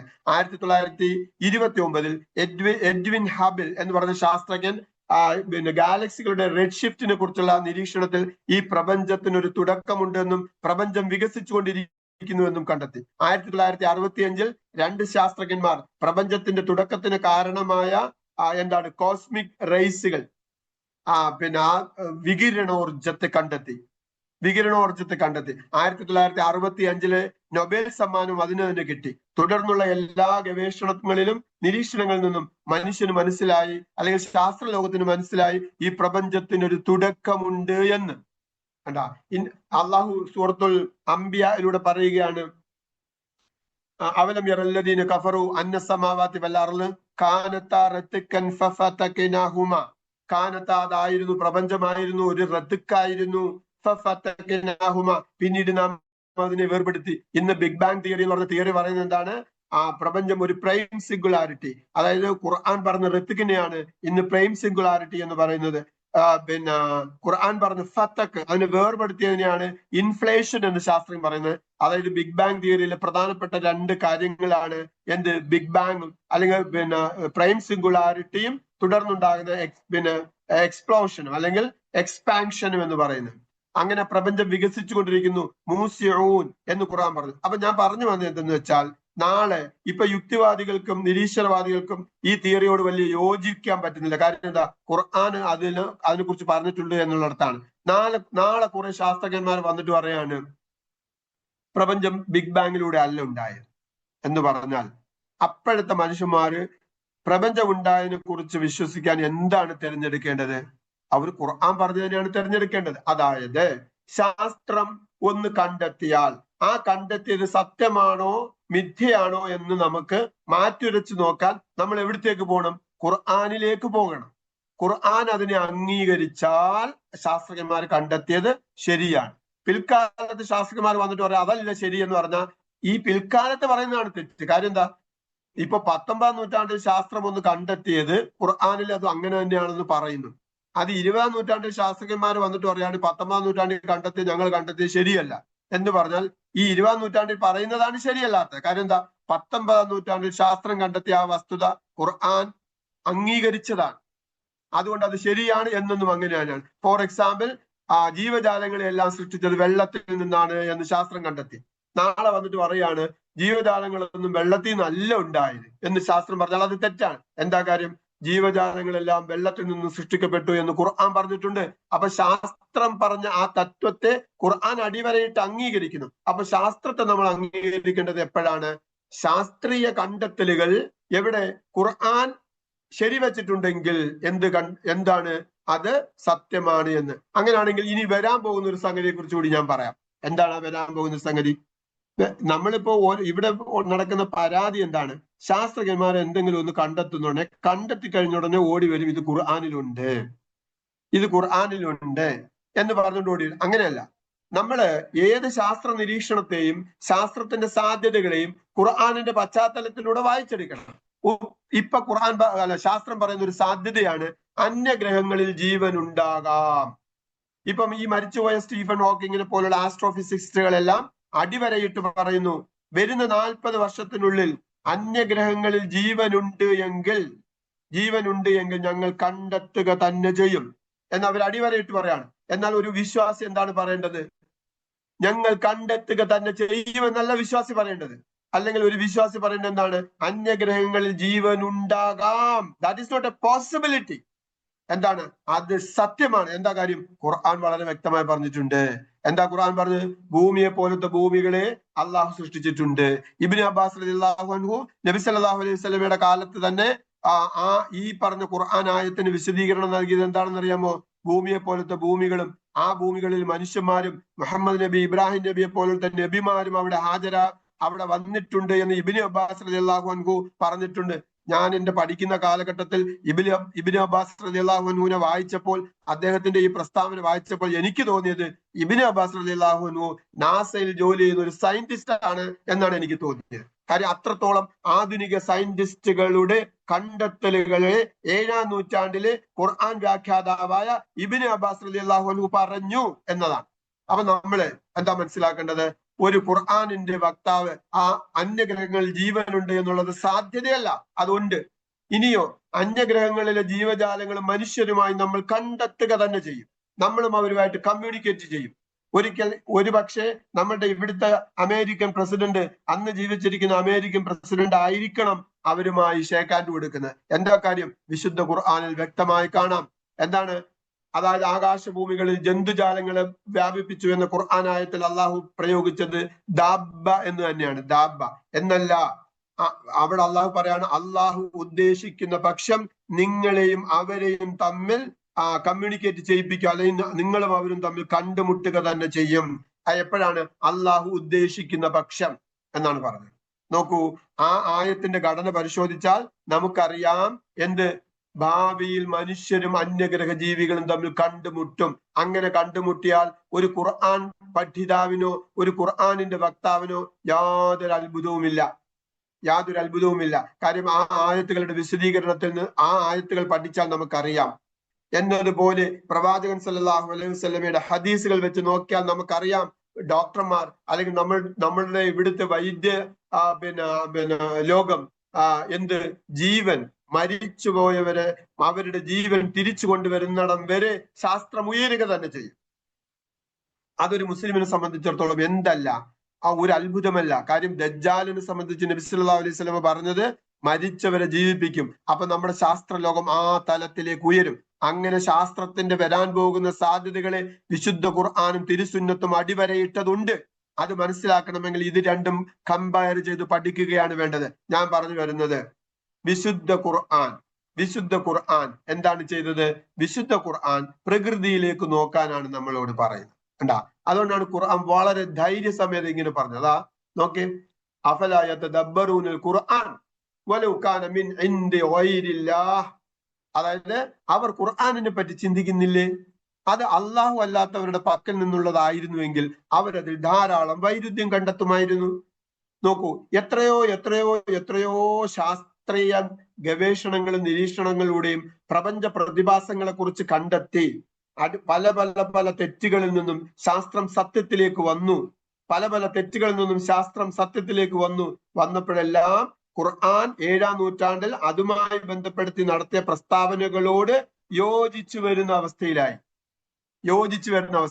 എന്തിനേറെ ഈ അടുത്ത കാലത്തായിട്ട് എംബ്രിയോളജിക്കൽ ഡെവലപ്മെന്റ്, അതായത് അമ്മയുടെ ഗർഭപാത്രത്തിൽ വളരുന്ന ഭ്രൂണത്തിന്റെ വികസനത്തെ കുറിച്ച് പറഞ്ഞ ശാസ്ത്രം അല്ലെ, അത് അപ്പടി അങ്ങനെ തന്നെയാണ് എന്ന് എംബ്രിയോളജിസ്റ്റുകൾ അംഗീകരിച്ചിട്ടുണ്ട്. എന്നല്ല, ഈ ലഹ്മ എന്ന് പറഞ്ഞൊരു സംഗതി ഉണ്ട്. അതായത് അസ്ഥിയാണോ ആദ്യം ഉണ്ടാകുന്നത് അതോ മാംസപേശികളാണോ? അവിടെ ശാസ്ത്രത്തിന് ഖുർആനെതിരെ ഒരു തർക്കമുണ്ടായിരുന്നു. അത് ഏറ്റവും ഈ റീസെന്റിൽ അങ്ങനല്ല, ശാസ്ത്രം പറഞ്ഞ കണക്കല്ല, ശാസ്ത്രകാരന്മാരുടെ ഗവേഷണത്തിന് തെറ്റുപറ്റി. ഖുർആൻ പറഞ്ഞ കണക്ക് ആദ്യം ഉണ്ടാകുന്നത് അസ്ഥിയാണ്, പിന്നീടാണ് അതിനകത്ത് ലഹ്മ ചുറ്റിപ്പൊതിയുന്നത് വളരെ ഫാസ്റ്റ് ആയിട്ട്. അങ്ങനെ നമ്മൾ അത്ഭുതപ്പെടുത്തുന്ന ഒരുപാട് പ്രക്രിയകൾ അമ്മയുടെ ഗർഭപാത്രത്തിൽ നടക്കുന്നതുമായി ബന്ധപ്പെട്ടുണ്ട്. ഞാൻ പറഞ്ഞു വരുന്നത് ഇത്ര മാത്രമാണ്. എന്താണ്? പ്രപഞ്ചത്തിന്റെ സൃഷ്ടിപ്പ്, ജീവവർഗങ്ങളുടെ സൃഷ്ടിപ്പ്, മനുഷ്യ സൃഷ്ടിപ്പ്, ഇതിലേക്കെല്ലാം അള്ളാഹു പഠിക്കാനും അതെല്ലാം പഠിച്ച് കാര്യങ്ങൾ മനസ്സിലാക്കാനും അങ്ങനെ ഖുർആനുമായി അത് സമന്വയിപ്പിക്കാനും പറയുന്നു. അതാണ് ഖുർആനും ശാസ്ത്രവും തമ്മിലുള്ള ബന്ധം. ഞാൻ അടിവരയിട്ട് ഒന്നും കൂടെ പറയുന്നു. അള്ളാഹു ഈ പ്രപഞ്ചത്തെ സൃഷ്ടിച്ചപ്പോൾ ആ പ്രപഞ്ച വസ്തുക്കളുടെ ഇൻഗ്രീഡിയന്റ്, അതിന്റെ സ്ട്രക്ചർ, ഞാൻ പലതും അതുമായി ബന്ധപ്പെട്ട് പറഞ്ഞിട്ടില്ല. അള്ളാഹു ഖാലിഖുൽ ബാരിഉൽ മുസവ്വിർ എന്ന് പറഞ്ഞ സൂറത്തുൽ ആശറിൽ ഒരു വചനമുണ്ട്. എങ്ങനത്തെ ഖാലിഖാണെന്ന് വ്യക്തമായും അള്ളാഹു പറയുന്നതുണ്ട്. അപ്പൊ അതും നമ്മൾ ഇതിന്റെ സ്ട്രക്ചർ, പ്രകൃതി വസ്തുക്കളെ സ്ട്രക്ചറുമായിട്ടൊക്കെ പഠിക്കുമ്പോഴാണ് നമ്മളെ അത്ഭുതപ്പെടുത്തുന്ന ഒരുപാട് സംഗതികൾ ഉള്ളത്. അപ്പൊ ആ അർത്ഥത്തിൽ പ്രപഞ്ച പ്രതിഭാസങ്ങളെ കുറിച്ചുള്ള നിരീക്ഷണം എവിടത്തേക്ക് കൊണ്ടെത്തിക്കും? അള്ളാഹുവിലേക്ക് കൊണ്ടെത്തിക്കും. അതുകൊണ്ടാണ് അല്ല പറഞ്ഞത് ഇന്ന ഫീ ഖൽഖി സമാവാതി വൽ അർള്, ആകാശഭൂമികളെ കുറിച്ചുള്ള അതിന്റെ സൃഷ്ടിപ്പ്, വഖ്തിലാഫിൽ ലൈലി വന്നഹാർ, ദിനരാത്രങ്ങൾ മാറി മാറി വരുന്നു എന്ന് പറഞ്ഞാൽ യൂണിവേഴ്സിൽ അള്ളാഹു നിശ്ചയിച്ചു കൊടുത്ത നിയമങ്ങൾ അത് എന്തിലേക്ക് കൊണ്ടുവരും? മനുഷ്യരുടെ ഹൃദയത്തിൽ അള്ളാഹുവിന്റെ സ്മരണ കൊണ്ടുവരും. ആ സ്മരണ ഒരു ഇച്ചിരി ഇമ്മിണിയുള്ള സ്മരണയല്ല, നൃത്തത്തിലും ഇരുത്തത്തിലും കിടത്തത്തിലും അള്ളാഹുവിനെ കുറിച്ചുള്ള ബോധ്യം, അവന്റെ മക്കാമിനെ കുറിച്ചുള്ള ഭയം, ഹവ, അതായത് മനുഷ്യൻ അവന്റെ ഹവയെ പിടിച്ചു നിർത്തത്തക്ക വിധത്തിൽ അവന്റെ നെഫ്സിന് വിധേയമായി പോകാതെ അള്ളാഹുവിന്റെ മക്കാമിനെ ഭയന്നുകൊണ്ട് അവന്റെ നെഫ്സിനെ കൺട്രോൾ ചെയ്യത്തക്ക വിധത്തിലുള്ള ഒരു ബോധ്യം അവന്റെ ഹൃദയത്തിൽ വരും. അതാണ് നമ്മൾ തുടക്കത്തിൽ പറഞ്ഞത് യതദബ്ബർ, അതായത് ഖുർആൻ എന്ന് പറയുന്നത് അവർ അതിനെക്കുറിച്ച് ചിന്തിക്കാനും ഉത്ബുദ്ധരാകാനും അങ്ങനെ അള്ളാഹുവിന്റെ സ്മരണ അവരിൽ നിലനിർത്താനും അങ്ങനെ അള്ളാഹുവിന് വിധേയമാകാനും ആണ് പ്രപഞ്ച പഠനം. ആ പ്രപഞ്ച പഠനം എന്ന് പറയുന്ന പഠനമാണ് സയൻസ്. അതിലെ തെറ്റുകൾ തീർച്ചയായിട്ടും അതിലുണ്ട് എന്ന് ഞാൻ സൂചിപ്പിച്ചു. ChatGPT-യുടെ ഒത്താശയോട് കൂടി അതിലെ തെറ്റുകളിൽ ചിലത് ഞാൻ നിങ്ങളെ ചൂണ്ടിക്കാണിച്ചു. അപ്പൊ ആ രൂപത്തിൽ അതിന്റെ തെറ്റുകളെ, അതിന്റെ പരിമിതികളെ നമ്മൾ ആ രൂപത്തിൽ തന്നെ മനസ്സിലാക്കണം. നമ്മളുടെ ക്ലാസ്സുകൾ എന്ന് പറഞ്ഞാൽ ഇത് ഒറ്റ ക്ലാസ് കൊണ്ടല്ല, ഇത് ഈ 50ഓളം ക്ലാസ്സുകൾ ഈ വിഷയത്തിലുണ്ട്. ഈ 50ഓളം ക്ലാസ്സുകളിൽ ഈ പറയപ്പെട്ടതെല്ലാം വളരെ വിശദമായി പഠിപ്പിക്കപ്പെടുന്ന സംഗതികളാണ്. അതിനനുസരിച്ച് ഖുർആനിന്റെ ആയത്തുകൾ, ഖുർആനിന്റെ വചനങ്ങളുണ്ട്. മാത്രമല്ല ഇന്ന് എയുടെ വരവോടുകൂടി, എയുടെ ഒത്താശയോടുകൂടി നമുക്ക് ഒരുപാട് ഡെപ്തിലേക്ക് പഠിക്കാനും ഈ കമ്പയർ ചെയ്യാനും കഴിയുന്നു എന്നുള്ളിടത്താണ് കാര്യങ്ങൾ വളർന്നിട്ടുള്ളത്. അപ്പൊ ആ അർത്ഥത്തിൽ വിശദമായ പഠനങ്ങൾ നടക്കുന്നതിലൂടെ നമ്മുടെ ഈമാൻ ശാക്തീകരിക്കപ്പെടും. അങ്ങനെ ശാക്തീകരിക്കപ്പെടുന്നതിലൂടെ മാത്രമാണ് നമ്മുടെ യുവതലമുറ അവരുടെ ഈമാനിനെ ശക്തിപ്പെടുത്താൻ കഴിയത്തുള്ളൂ. മദ്രസയിൽ ഈ രൂപത്തിലുള്ള പഠനം, അള്ളാഹു ആണ് ഈ പഠനം നിശ്ചയിച്ചതെന്ന്, അള്ളാഹുവിനെ എങ്ങനെ മനസ്സിലാക്കണമെന്ന് അല്ല തന്നെയാണ് പറഞ്ഞു തന്നത്. ഏതാണ്? ഞാൻ നിങ്ങളോട് ചെറുതായിട്ട് അതിനെ കുറിച്ച് കാണിച്ചു. ആക്കൽ ഉപയോഗിക്കേണ്ട ആവശ്യകതയെ കുറിച്ചൊക്കെ പറഞ്ഞു. അപ്പൊ അള്ളാഹുവിനെ കുറിച്ച് എങ്ങനെ പഠിക്കണമെന്ന് അല്ല തന്നെ നിശ്ചയിച്ചു തന്ന ഈ പാറ്റേൺ നമ്മുടെ മദ്രസകളിൽ ഉപയോഗിക്കാത്തത് കൊണ്ടാണ് നമ്മളുടെ കുട്ടികൾ മദ്രസ വിദ്യാഭ്യാസം ചെയ്തിട്ടും മുതിർന്നു വരുമ്പോൾ കോളേജ് ക്യാമ്പസുകളിൽ എത്തിപ്പെടുമ്പോൾ അവര് അള്ളാഹുവിനെ നിഷേധിക്കുന്ന നിഷേധ ചിന്തകളിലേക്ക് പോകേണ്ടി വരുന്നത്. നിങ്ങൾ എവിടെ വേണമെങ്കിലും നോക്കൂ, വസ്ത്രധാരണം ഇസ്ലാമികമാണ്, പക്ഷെ മനസ്സ് ഈമാനികമല്ല. ഈ അടുത്ത കാലത്ത് 24 നടന്ന പല ചർച്ചകളിലും അത് നമ്മൾ കണ്ടതാണ്. എന്തല്ല, LLB കോളേജിൽ മഫ്തയിട്ട ഒരു കുട്ടി ഖുർആൻ പൊളിച്ചെഴുതണമെന്ന് മഫ്തയിട്ടോണ്ട് വാദിക്കുകയാണ്. അപ്പൊ വേഷവിധാനങ്ങളിലല്ല, അവരുടെ ഹൃദയത്തിൽ അള്ളാഹുവിനെ കുറിച്ച് പർദ്ദയിടാൻ കഴിഞ്ഞിട്ടില്ല, അള്ളാഹുവിനെ കുറിച്ചുള്ള സ്മരണ ഉണ്ടായില്ല. എന്താ കാര്യം? അള്ളാഹെ കുറിച്ച് പഠിപ്പിച്ചു തരുന്ന ഒരു രീതിയുണ്ട്. അതാണ് പ്രപഞ്ച നിരീക്ഷണമാകുന്ന, പ്രപഞ്ച നിരീക്ഷണം നടത്തിയുള്ള രീതി. അതാണ് ഇബ്രാഹിം നബിക്ക് മലക്കൂത്ത് സമാവാതി വൽ അർള് കാണിച്ചു കൊടുത്തു എന്ന് പറയുന്നത്. അതാണ് ഇബ്രാഹിം നബിയുടെ ദൃഢവിശ്വാസത്തിന് കാരണമായി എന്ന് പറയുന്നത്. ആ രീതി നമ്മുടെ മദ്രസകളിൽ അഡോപ്റ്റ് ചെയ്യാത്തതുകൊണ്ടാണ് നമ്മുടെ കുഞ്ഞുങ്ങളുടെ ഈമാൻ വേണ്ട വിധത്തിൽ ഉറയ്ക്കാതെ ഈ ഭൗതികവാദികളുടെ ലിബറൽ ചിന്തകളുടെ മുന്നിൽ പതറിപ്പോകുന്നത്. അള്ളാഹു നമ്മളെയും നമ്മുടെ മക്കളെയും അതിൽ നിന്ന് കാത്തുരക്ഷിക്കട്ടെ. അങ്ങനെ കാത്തുരക്ഷിക്കണമെങ്കിൽ നമ്മുടെ വിജ്ഞാനം ഈ രൂപത്തിൽ കൊടുക്കണം. അതിനുവേണ്ടിയുള്ള എളിയ ശ്രമങ്ങളാണ് ഇപ്പൊ ഈ ഓൺലൈൻ ക്ലാസ് മുതൽ സുഹൈൽ അലി സാഹിബ് നടത്തുന്ന സയൻസും ഖുർആനുമായി ബന്ധപ്പെട്ട് ഇതിനു മുമ്പ് നടത്തിയിട്ടുള്ള ധാരാളം ക്ലാസ്സുകളും, ഞാൻ ഇംഗസ് എന്ന് പറഞ്ഞ institute of Quran and science, അതിനകത്ത് ഈ പറഞ്ഞ മാതിരി പിന്നെ ഈ പറഞ്ഞ 50ഓളം ക്ലാസ്സുകൾ എസ്പെഷ്യലി കുട്ടികൾക്ക് വേണ്ടിയൊക്കെ നടത്തുന്നുണ്ട്. ഒരു അഖീദയുടെ ഒരു ടെക്സ്റ്റ് ഞങ്ങൾ തയ്യാറാക്കിയിട്ടുണ്ട്. ആ അർത്ഥത്തിലൊക്കെ നടത്തുന്നത് എങ്ങനെയാണോ ഖുർആൻ അള്ളാഹുവിനെ പഠിപ്പിച്ചു തന്നത്, ആ രൂപത്തിൽ ജൻസി തലമുറയ്ക്ക്, ആൽഫ തലമുറയ്ക്ക് അള്ളാഹുവിനെയും അവന്റെ ദീനിനെയും എത്തിച്ചു കൊടുക്കാനുള്ള പരിശ്രമത്തിന്റെ ഭാഗമാണ്. അതിൽ ഭാഗഭാക്കാകുകയും അതിനുവേണ്ടി പ്രാർത്ഥിക്കുകയും നിങ്ങളാൽ കഴിയുന്ന ഏത് പ്രവർത്തികൾ കൊണ്ട് നിങ്ങൾ അതിന്റെ ഭാഗഭാക്കാകുന്നതിലൂടെ നിങ്ങളുടെ പരലോകം സുരക്ഷിതമാക്കാൻ കഴിയുമെന്ന് പ്രതീക്ഷിക്കുന്നു. അള്ളാഹു നമ്മുടെ ഇൽമിൽ ബർക്കത്ത് ചെയ്യുമാറാകട്ടെ. നമ്മളുടെ ഈ ഇരുത്തം, നമ്മുടെ ഈ ഈ ഒത്തുകൂടൽ, നമ്മുടെ ഈ പരിശ്രമങ്ങളെല്ലാം അള്ളാഹു സ്വീകരിക്കുന്ന അമലാക്കി തീർമാറാകട്ടെ. വാഹിർ ദഅ്വാനാ അൽഹംദുലില്ലാഹി റബ്ബിൽ ആലമീൻ.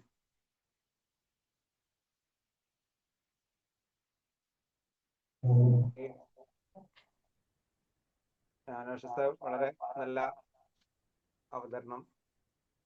ജസ്റ്റ് ഒരു 1-2 ആളുകൾക്ക് ഒന്ന് ഫീഡ്ബാക്ക് പറയാം. നമ്മുടെ ഈ കോഴ്സിന്റെ ഒരു ഇൻട്രൊഡക്ഷൻ സെഷൻ ആണ് ഇന്ന് എടുത്തത്. ഇനി ഇതിന്റെ ആഴങ്ങളിലേക്ക് നിങ്ങൾക്ക് പോവാൻ ആഗ്രഹിക്കുന്നുണ്ടോ ഉണ്ടെങ്കിൽ ഒന്ന് ഇൻഷാ അല്ലാഹ് ഒന്ന് ചാറ്റ് ചെയ്യാം. ഇൻഷാ അല്ലാഹ് എന്നുള്ള ലെറ്റർ ഒന്ന് ചാറ്റ് ചെയ്യാം. ഇപ്പൊ ഈ പറഞ്ഞ കാര്യങ്ങൾ അതിന്റെ ഒരു ഉപരിപ്ലവം വളരെ വളരെ പിന്നെ പെരിഫറൽ ആയിട്ടുള്ള വളരെ പിന്നെ ഒരു ഓട്ടപ്രദർശനം എന്ന് വേണമെങ്കിൽ പറയാം. അതിൽ പോലും ഇത്രത്തോളം ഡെപ്ത് ഉണ്ടെങ്കിൽ ഇതിന്റെ ആഴങ്ങളിലേക്ക് ഇനി ഇറങ്ങിച്ചെന്നാൽ എത്രത്തോളം നമുക്ക് ഓരോന്നിനെ കുറിച്ചും പഠിക്കാൻ കഴിയും എന്നുള്ളത് മനസ്സിലാക്കാം. ഇത് ശാസ്ത്രം എന്ന് പറയുമ്പോൾ നമ്മുടെ മനസ്സിലൊരു ചിന്ത വരും. ഇത് എന്ന് പറയുന്ന കുറെ ലാബില് അല്ലെങ്കിൽ കുറെ സയന്റിഫിക് ആയ കുറെ ടേമുകളെ കുറിച്ച് ഇങ്ങനെ പഠനമാണ്.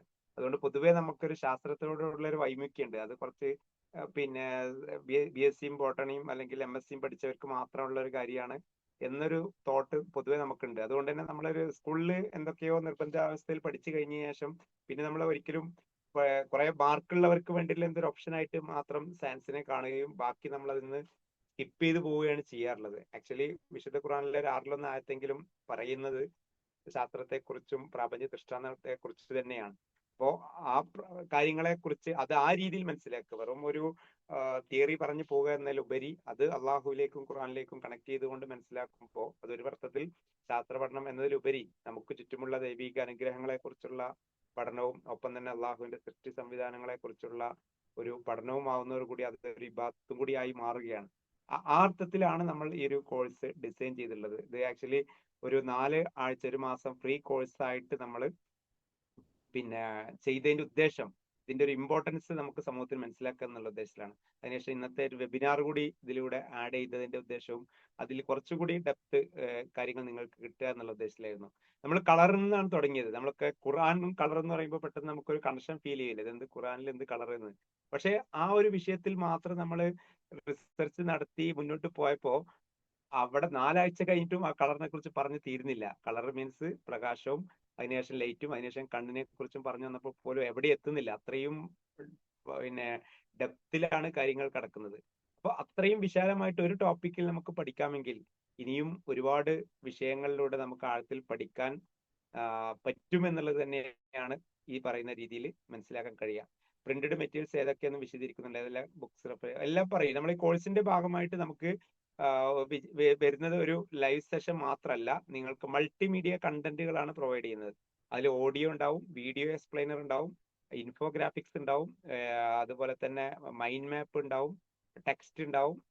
വ്യത്യസ്ത രീതിയിലുള്ള നമുക്ക് എങ്ങനെയൊക്കെ ഇപ്പൊ കാര്യങ്ങൾ ഡീറ്റെയിൽഡ് ആയിട്ട് മനസ്സിലാക്കാം അതിനുള്ള സാധ്യതകളൊക്കെ നമ്മൾ കൊടുക്കുന്നുണ്ട്. അപ്പോൾ അത് ഒരു പിന്നെ ഫീസ് നിശ്ചയിച്ചിട്ട് കാരണം ഇതൊരു വെബ്സൈറ്റ് വഴി റൺ ചെയ്യാനാണ് വിചാരിക്കുന്നത്. കുറച്ചുകൂടി സിസ്റ്റമാറ്റിക്കൽ ആയിട്ട് ഒരു LMS വഴി ലേണിംഗ് മാനേജ്മെന്റ് സിസ്റ്റം വഴിയാണ് നമ്മൾ ഇത് നടപ്പിലാക്കാൻ വിചാരിക്കുന്നത്. അപ്പൊ അതിന്റെ ഒരു പ്രോസസ്സ് ഇപ്പൊ ഏകദേശം കഴിഞ്ഞിട്ടുണ്ട്. അതിന്റെ വർക്ക് കംപ്ലീറ്റ് ആയിട്ടുണ്ട്. അപ്പോൾ കണ്ടന്റ് നമ്മൾ LMS വഴിയും അതോടൊപ്പം ലിങ്ക് നമ്മൾ വാട്സപ്പ് വഴിയായിരിക്കും ഷെയർ ചെയ്യുക. അതിന്റെ റെക്കോർഡ് സെഷനും മറ്റും ഒക്കെ LMS വഴിയായിരിക്കും നമ്മൾ ഷെയർ ചെയ്യുക. നമ്മളൊരു ഈ കോഴ്സിൽ ഒരുപാട് വിഷയങ്ങളുണ്ട്. പക്ഷെ എല്ലാം കൂടി ഒരു സമയത്ത് പഠിപ്പിക്കുക എന്നുള്ളതും പഠിക്കുക എന്നുള്ളത് നമുക്ക് പ്രായോഗികമല്ല. ആദ്യഘട്ടത്തിൽ നമ്മൾ പ്രപഞ്ചത്തെ കുറിച്ചുള്ള പഠനമാണ് ആസ്ട്രോണമി അല്ലെങ്കിൽ ആസ്ട്രോഫിസിക്സ്, വിശുദ്ധ ഖുർആൻ, പ്രപഞ്ചത്തിലെ പിന്നെ ഭൗതിക ദൃഷ്ടാന്തങ്ങൾ, ഖുർആനും പ്രപഞ്ച ശാസ്ത്രവുമായി ബന്ധപ്പെട്ടുകൊണ്ടുള്ള ഒരു സെഷനാണ് നമ്മൾ ആദ്യം ഈ കോഴ്സിന്റെ ഭാഗമായിട്ട് തുടങ്ങുന്നത്. അതിൽ നമ്മൾ പിന്നെ നിശ്ചയിക്കുന്ന ഒരു ഫീസ് സ്വാഭാവികമായിട്ടും എല്ലാവരും ആകാംക്ഷയോടെ കാത്തിരിക്കുന്നതായിരിക്കും എത്രയായിരിക്കും ഫീസ് എന്ന് പറയുന്നത്. നമ്മൾ അത് നിശ്ചയിക്കുന്നത് എന്ന് വെച്ച് കഴിഞ്ഞാൽ നമുക്ക് ഈ ഒരു വിഷയത്തെ ഒരു സീരിയസ്നെസ് ആയി എടുക്കുകയും നമുക്ക് ഈ സംരംഭം കൂടുതൽ ആളുകളിലേക്ക് എത്തിക്കുക എന്നുള്ള ഉദ്ദേശത്തിലാണ് ഇതിനൊരു ഫീസ് സ്ട്രക്ചർ ഒക്കെ കാണുന്നത്. അപ്പോൾ ഒരു 2500 എന്ന് പറയുന്ന ഒരു ഫീസ് സ്ട്രക്ചർ നമ്മൾ മനസ്സിൽ കണ്ടത്. പക്ഷേ അത് നമ്മളുടെ ഈ ഒരു വർക്ക്ഷോപ്പിൽ അറ്റൻഡ് ചെയ്യുന്ന തുടക്കത്തിലെ ആളുകൾ എന്ന നിലക്ക് ഒരു 1500 രൂപ മാത്രം ചെലവഴിച്ചുകൊണ്ടാണ് 2 നേരത്തെ ഫുഡ് ഓർഡർ ചെയ്യുകയാണെങ്കിൽ നമുക്ക് വരുന്ന ഒരു ചാർജ് മാത്രം വെച്ചുകൊണ്ടാണ് നമ്മൾ ഈ ഒരു കോഴ്സിന്റെ ആദ്യത്തെ സ്ട്രക്ചർ നമ്മൾ പിന്നെ നടത്താൻ തീരുമാനിക്കുന്നത്. അപ്പോൾ 1500 രൂപയാണ് നമ്മളൊരു ഫീസായിട്ട് നിശ്ചയിക്കുന്നത്. ഇൻ കേസ് നിങ്ങൾക്ക് ഈ സെഷൻ കഴിഞ്ഞിട്ട് ആ മുടക്കിയ നിങ്ങൾ ഇൻവെസ്റ്റ് ചെയ്തിട്ടുള്ള ആ ഫീസ് നിങ്ങൾക്ക് വർത്തല്ല തോന്നിക്കഴിഞ്ഞാൽ നിങ്ങൾക്ക് ആ ഫണ്ട് കംപ്ലീറ്റ്ലി റീഫണ്ട് ചെയ്തു തരുന്ന ഒരു ഓപ്ഷൻ കൂടി നമ്മൾ കൊടുത്തുകൊണ്ടാണ് ഇത് ചെയ്യുന്നത്. അപ്പൊ ഇത് കൂടുതൽ നേരത്തെ പറഞ്ഞതുപോലെ ഇത് കൂടുതൽ ഈ ഒരു സംരംഭം മുന്നോട്ട് പോവേണ്ടതുണ്ട്. അതിന്റെ ഒരു വിജയത്തിനും കൂടി ഇനിയും ഇതുമായി ബന്ധപ്പെട്ടുകൊണ്ടുള്ള കുറെ പ്ലാനുകൾ നമുക്കുണ്ട്. ഭാവിയിൽ ഇത് മലയാളത്തിൽ നിന്നും മറ്റു ഭാഷകളിലേക്ക് എങ്ങനെയൊക്കെ നമുക്ക് കൊടുക്കാം, ഇംഗ്ലീഷിലേക്കും മറ്റ് ഹിന്ദിയിലേക്കും ഉറുദുവിലേക്കും ഒക്കെ ഈ ഒരു സംവിധാനത്തെ കൊണ്ടുപോകാൻ അടക്കം ഇതിന് സപ്പോർട്ട് ചെയ്തുകൊണ്ട് ആളുകൾ രംഗത്ത് വരുന്നുണ്ട്. അപ്പൊ അതും കൂടി മുന്നിൽ കണ്ടുകൊണ്ടാണ് ഈ ഒരു സംഗതി മുന്നോട്ട് പോകുന്നത്. മറ്റൊരു സന്തോഷ വാർത്ത അറിയിക്കുന്നത് വെച്ചാൽ കഴിഞ്ഞ 6 ബാച്ചുകൾ കൊറോണ സമയത്ത് തുടങ്ങി നമ്മൾ മുന്നോട്ട് പോയിരുന്നു. ഇടയ്ക്ക് വെച്ച് അത് സ്റ്റോപ്പ് ചെയ്യുകയാണ് ചെയ്തത്. കഴിഞ്ഞ ഈ ഒരു കോഴ്സുമായി ബന്ധപ്പെട്ടുകൊണ്ട് നമ്മൾ മുന്നോട്ട് പോയപ്പോൾ ഇത് കൂടുതൽ ആളുകളിലേക്ക് എത്തണമെന്ന് ആഗ്രഹിച്ചുകൊണ്ട് ഒരു വലിയൊരു സംഖ്യ ഇതിനു വേണ്ടിയിട്ട് ഓഫർ ചെയ്യുകയും അങ്ങനെ ഫ്രീ ആയിട്ട് ഇത് പഠിപ്പിക്കാൻ തന്നെ അവർ സ്വയം ഇനീഷ്യേറ്റീവ് എടുത്തിട്ട് മുന്നോട്ട് വരികയും ചെയ്തതും നമുക്ക് നല്ല ഒരു കാഴ്ചയായിരുന്നു. അല്ലെങ്കിൽ അള്ളാഹു അവർക്ക് വലിയ പ്രതിഫലം നൽകി അനുഗ്രഹിക്കുമാറാകട്ടെ. ആക്ച്വലി നമ്മൾ ഇത്രയും ഒരു സംഗതിയിലേക്ക് കടക്കാനുള്ള പ്രചോദനം ശരിക്ക് അതായിരുന്നു എന്നുള്ളതും കൂടി നമ്മൾ മനസ്സിലാക്കണം. അപ്പോൾ ആ അർത്ഥത്തിൽ ഇത്തരം ഒരു സംവിധാനത്തെ ഏറ്റവും നല്ല രീതിയിൽ മുന്നോട്ട് കൊണ്ടുപോകാനുള്ള പിന്തുണ എന്ന നിലക്ക് മാത്രമാണ് ഇതിന്റെ ഒരു സ്ട്രക്ചർ നിശ്ചയിച്ചിരിക്കുന്നത്. ബാക്കിയുള്ള കാര്യങ്ങൾ നിങ്ങൾക്ക് ഗ്രൂപ്പിലൂടെ ഷെയർ ചെയ്യും. അതിന്റെ ഒരു ഫോളോ അപ്പ് എന്ന നിലക്ക് നിങ്ങൾക്ക് കൂടുതൽ കാര്യങ്ങൾ പഠിക്കാനും ആഴത്തിൽ മനസ്സിലാക്കാനും കൂടിയാണ് നമ്മൾ ഈ ഒരു പ്ലാറ്റ്ഫോം രൂപീകരിച്ചിട്ടുള്ളത്. അപ്പോൾ കൂടുതൽ അള്ളാഹു നമ്മെ എല്ലാവരെയും ഏറ്റവും നല്ല രീതിയിൽ കാര്യങ്ങൾ മനസ്സിലാക്കുന്ന രീതിയിൽ മുന്നോട്ട് കൊണ്ടുപോകാൻ തുണക്കുമാറാകട്ടെ എന്ന് പ്രാർത്ഥിക്കുന്നു. 10 മണിയായി. ഇനി എന്തെങ്കിലും ചോദിക്കാനുണ്ടെങ്കിൽ ചോദിക്കാം. കോഴ്സുമായി ബന്ധപ്പെട്ട ഡീറ്റെയിൽസ് കൂടുതൽ ഗ്രൂപ്പിൽ അപ്ഡേറ്റ് ചെയ്യും. ഇനി ഇന്നത്തെ ക്ലാസ്സുമായി ബന്ധപ്പെട്ടുകൊണ്ടോ ഇന്ന് അവതരിപ്പിച്ച വിഷയവുമായി ബന്ധപ്പെട്ടോ എന്തെങ്കിലും ചോദിക്കാനുണ്ടെങ്കിൽ നിങ്ങൾക്ക് ചോദിക്കാനുള്ള ഒരു അവസരം.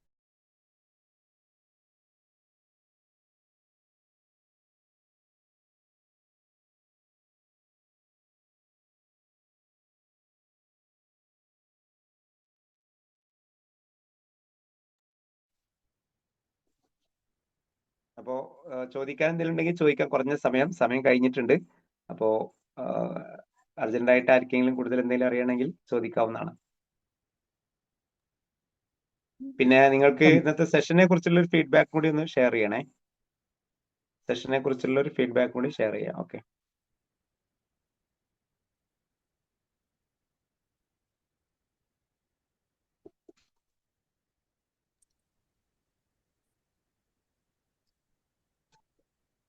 ഓക്കെ, ഒന്ന് ഷെയർ ചെയ്തോളി. മൈക്ക് ഓൺ ചെയ്യട്ടോ. തീർച്ചയായും ഉണ്ടാവും അഫ്സ. കൂടുതൽ കാര്യങ്ങൾ ഡീപ്പിലേക്ക് നമുക്കുണ്ടാവും. നിങ്ങളൊന്ന് ഫീഡ്ബാക്ക് ഓൺ ചെയ്ത് മൈക്ക് ഓൺ ചെയ്തിട്ട് ഒന്ന് പറഞ്ഞാൽ നന്നായിരിക്കും. ഇന്നത്തെ സെഷന്റെ ഒരു ഫീഡ്ബാക്ക് ജസ്റ്റ് ഒന്ന് സ്റ്റാർട്ട് ചെയ്യാം. വളരെ നല്ല ക്ലാസ്. കാരണം സമയം പോയത് അറിഞ്ഞില്ല. ഒന്നാമത്തെ കാര്യം, ഒരുപാട് കാര്യങ്ങൾ പഠിക്കാണ്ട്, പലരും എഴുതി റിപ്പീറ്റ് ചെയ്യുന്നില്ല. പിന്നെ മറ്റൊന്ന്, ഓൺലൈൻ പ്ലാറ്റ്ഫോം ഒരുപാട് പേർക്ക് വ്യത്യസ്ത സ്ഥലങ്ങളിൽ നിന്ന് പഠിക്കാൻ ഉപകാരപ്പെടും. അള്ളാഹു അനുഗ്രഹിക്കട്ടെ. ഇത്തരം ക്ലാസ്സുകൾ ഓഫ്ലൈനിൽ ഉണ്ടാവുമോ എന്നുള്ളൊരു അന്വേഷണം ഗ്രൂപ്പിലൂടെ വന്നിട്ടുണ്ട്. ഓഫ്ലൈനിൽ നമ്മൾ പ്ലാൻ ചെയ്യുന്നുണ്ട്. ചില കാര്യങ്ങളൊക്കെ നമ്മൾ ലൈവായിട്ട് എക്സ്പീരിയൻസ് ചെയ്യാൻ ഓഫ്ലൈൻ ക്ലാസ്സുകൾ ഉപകരിക്കും. ഒരു 1 ഡേ വർക്ക്ഷോപ്പിലൂടെയൊക്കെ നമുക്കൊരു ടോപ്പിക്ക് കവർ ചെയ്യാം. അപ്പൊ ഈ ഓൺലൈനിന്റെ കൂടെ നമ്മൾ ഇതിന്റെ ഒരു ഓഫ്ലൈൻ വേർഷൻ കൂടിയും പ്ലാൻ ചെയ്യുന്നുണ്ട്. അത് അങ്ങനെ നടത്തുന്ന സമയത്ത് നിങ്ങളെ അറിയിക്കാം. അപ്പോൾ സാധ്യമാവുന്ന ആളുകൾക്ക് അത്തരത്തിലുള്ള വർക്ക്ഷോപ്പുകൾ സ്വഭാവത്തിൽ അറ്റൻഡ് ചെയ്യാം. അതിൽ AI കൂടിയും ഇന്റഗ്രേറ്റ് ചെയ്തിട്ട് കൊണ്ടാണ് ആ സെഷൻ ചെയ്യുക. ഞാൻ പേഴ്സണലി ഒരു AI ട്രെയിനർ കൂടിയാണ് കഴിഞ്ഞ 3 വർഷമായിട്ട്. അപ്പൊ ആ ഒരു സാധ്യതയും കൂടി ഇതിൽ എങ്ങനെ അപ്ലൈ ചെയ്യുന്നതിനെ കുറിച്ചും ഉള്ള ഒരു റിസർച്ച് നടത്തിക്കൊണ്ടിരിക്കുന്നുണ്ട്. അപ്പൊ ആ അർത്ഥത്തിൽ കൂടിയാണ് ഒരു സെഷൻ പ്ലാൻ ചെയ്യുന്നത്. പ്രത്യേകിച്ച് ഓഫ്ലൈൻ ആകുമ്പോൾ പുതിയ ലേണിംഗ് മെത്തേഡുകൾ ഉണ്ട്. അത്തരം മെത്തേഡുകൾ കൂടി നമുക്ക് ഇത്തരം പഠനങ്ങളിൽ അപ്ലൈ ചെയ്ത് കഴിഞ്ഞാൽ വലിയ റിസൾട്ട് ഉണ്ടാക്കിയെടുക്കാൻ പറ്റുമെന്നുള്ളതാണ് നമ്മുടെ അനുഭവത്തിൽ മനസ്സിലാക്കിയൊരു കാര്യം. അപ്പോൾ അസ്ലം സാഹിബ് പറഞ്ഞ പോലെ അത്തരം കാര്യങ്ങൾക്ക് നിങ്ങളുടെ കൂടി പിന്തുണ ഉണ്ടെങ്കിൽ തീർച്ചയായും നമുക്ക് മുന്നോട്ട് പോകാം. സുഹൈർ സാബ്, അത് എമൗണ്ടും വളരെ കുറവാണെന്ന് ഞാൻ പറയുന്നത്. പിന്നെ എല്ലാം ഇതാക്കാനൊക്കെ റെഡിയാണ്. സമയം ഡ്യൂട്ടി ആയിട്ട് ബന്ധപ്പെട്ട് പലപ്പോഴും ചിലപ്പോൾ ക്ലാസ് ലൈവായിട്ട് അറ്റൻഡ് ചെയ്യാൻ പറ്റാത്തൊരവസ്ഥ വരാറുണ്ട്. അപ്പൊ അത് പരിഹരിക്കാൻ വേണ്ടിയിട്ട് റെക്കോർഡഡ് ക്ലാസ് അതിനുള്ള സൊല്യൂഷൻ ഉണ്ട്. കാരണം നമുക്ക് ഈ റെക്കോർഡ് സെഷൻ നമ്മൾ പിന്നെ എഡിറ്റ് ചെയ്തിട്ട് അവൈലബിൾ ആക്കും LMS-ൽ. അപ്പൊ നമുക്ക് ഒരു ലൈവിൽ അറ്റൻഡ് ചെയ്യാൻ കഴിയാത്തവർക്കും ഇത് ക്ലാസ് മിസ്സാവില്ല. മാത്രമല്ല നമ്മൾ റെക്കോർഡ് സെഷൻ വേറെ തന്നെ റെക്കോർഡ് ചെയ്യുന്ന വെക്കുന്നുണ്ട്. അപ്പൊ അതിനൊക്കെ നമുക്കൊരു ഇനീഷ്യൽ ഫണ്ട് നമുക്ക് ആവശ്യമുണ്ട്. കാരണം ഇതൊക്കെ ഒരു വലിയൊരു ഡെപ്ത് ഏരിയ ആണ്.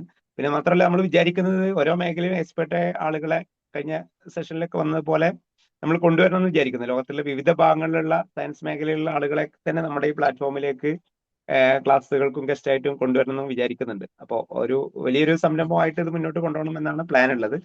അടുത്ത് ഗൾഫിൽ നിന്നുള്ള ഒരു ടീം ഫസ്റ്റത്തെ സെഷൻ കഴിഞ്ഞപ്പോൾ തന്നെ പുതിയ കുട്ടികൾക്ക്, കൗമാരക്കാരായ കുട്ടികൾക്ക് ഈ വിഷയത്തെ ഇംഗ്ലീഷ് വേർഷനിലൂടെ കൊടുക്കണം എന്നുള്ള ഒരു ആവശ്യം കൂടി വന്നിട്ടുണ്ട്. അപ്പോൾ അത്തരം കാര്യങ്ങളൊക്കെ ഫുൾഫിൽ ആവണമെങ്കിൽ ഒരു കാഴ്ചക്കാരായിട്ട് മാത്രം നിൽക്കാതെ ഇതിന്റെ ഒരു ഭാഗമായിട്ട്, ഡിസൈന്റെ ഭാഗമായിട്ട് മുന്നോട്ട് വരണം എല്ലാ അർത്ഥത്തിലും. അങ്ങനെ ഒരു സംഗതികളും ഏതൊരു സംഗതി വിജയിക്കുകയുള്ളൂ എന്നുള്ളതാണ്. തീർച്ചയായിട്ടും അനുഗ്രഹിക്കട്ടെ. ഓക്കെ. ഫീസ് നമ്മൾ വെച്ചതെന്ന് വെച്ചാൽ എല്ലാവർക്കും പിന്നെ ഒരു ഭാരമായി വരാതെ ഈ ഒരു സംരംഭം നടന്നു പോകുന്ന അർത്ഥത്തിൽ മാത്രമാണ് അങ്ങനെ ഫീസ് വെച്ചത്. നമുക്ക് തന്നെ അറിയാം, ജസ്റ്റ് പിന്നെ പല കോഴ്സുകളിലും 5000 10,000 ഒക്കെ ഫീസ് വാങ്ങിയിട്ട് നമ്മൾ തന്നെ പഠിക്കുന്നുണ്ട് പലതും. പക്ഷെ ഇത്തരം ഒരു വിഷയത്തിൽ ഇത് ഒരു ടോപ്പിക്കിലാണ് നമ്മൾ ഫോക്കസ് ചെയ്യുന്നത്. ഈ കോഴ്സ് എന്ന് പറയുമ്പോൾ നമുക്ക് വൈഡായിട്ട് പറന്ന് പോയി കഴിഞ്ഞാൽ നമ്മൾ എവിടെ എത്തൂല. അപ്പൊ നമ്മൾ കുറച്ചുകൂടി ഡെപ്തിൽ പോകുന്ന രീതിയിലാണ് ചെയ്യുക. അപ്പോൾ അത് കഴിഞ്ഞാൽ നമുക്ക് മറ്റു വിഷയങ്ങളിലേക്കൊക്കെ കടന്നു പോകാം. അതുകൊണ്ടാണ് ഇപ്പോ നമ്മൾ ഒരു വിഷയത്തിൽ മാത്രം പോകുന്നത്. ഓക്കെ, അസ്സലാമു അലൈക്കും. ഈ വാട്ടർ മോളിക്യൂൾ ആദ്യമായിട്ട് സ്കൈയിലാണ് ഉണ്ടായ. സമാ എന്ന് പറയുമ്പോൾ ആകാശം, ഒന്നാം ആകാശം വെള്ളമാണെന്ന് കേൾക്കുന്നുണ്ട്. അപ്പൊ പിന്നെയാണോ അത് ഭൂമിയിലേക്ക് വന്നത്? ഇന്നത്തെ ക്ലാസ്സിനെ ബേസ് ചെയ്ത് ഒന്ന് അറിഞ്ഞാൽ ഉപകാരമായി. അസ്സലാമു അലൈക്കും.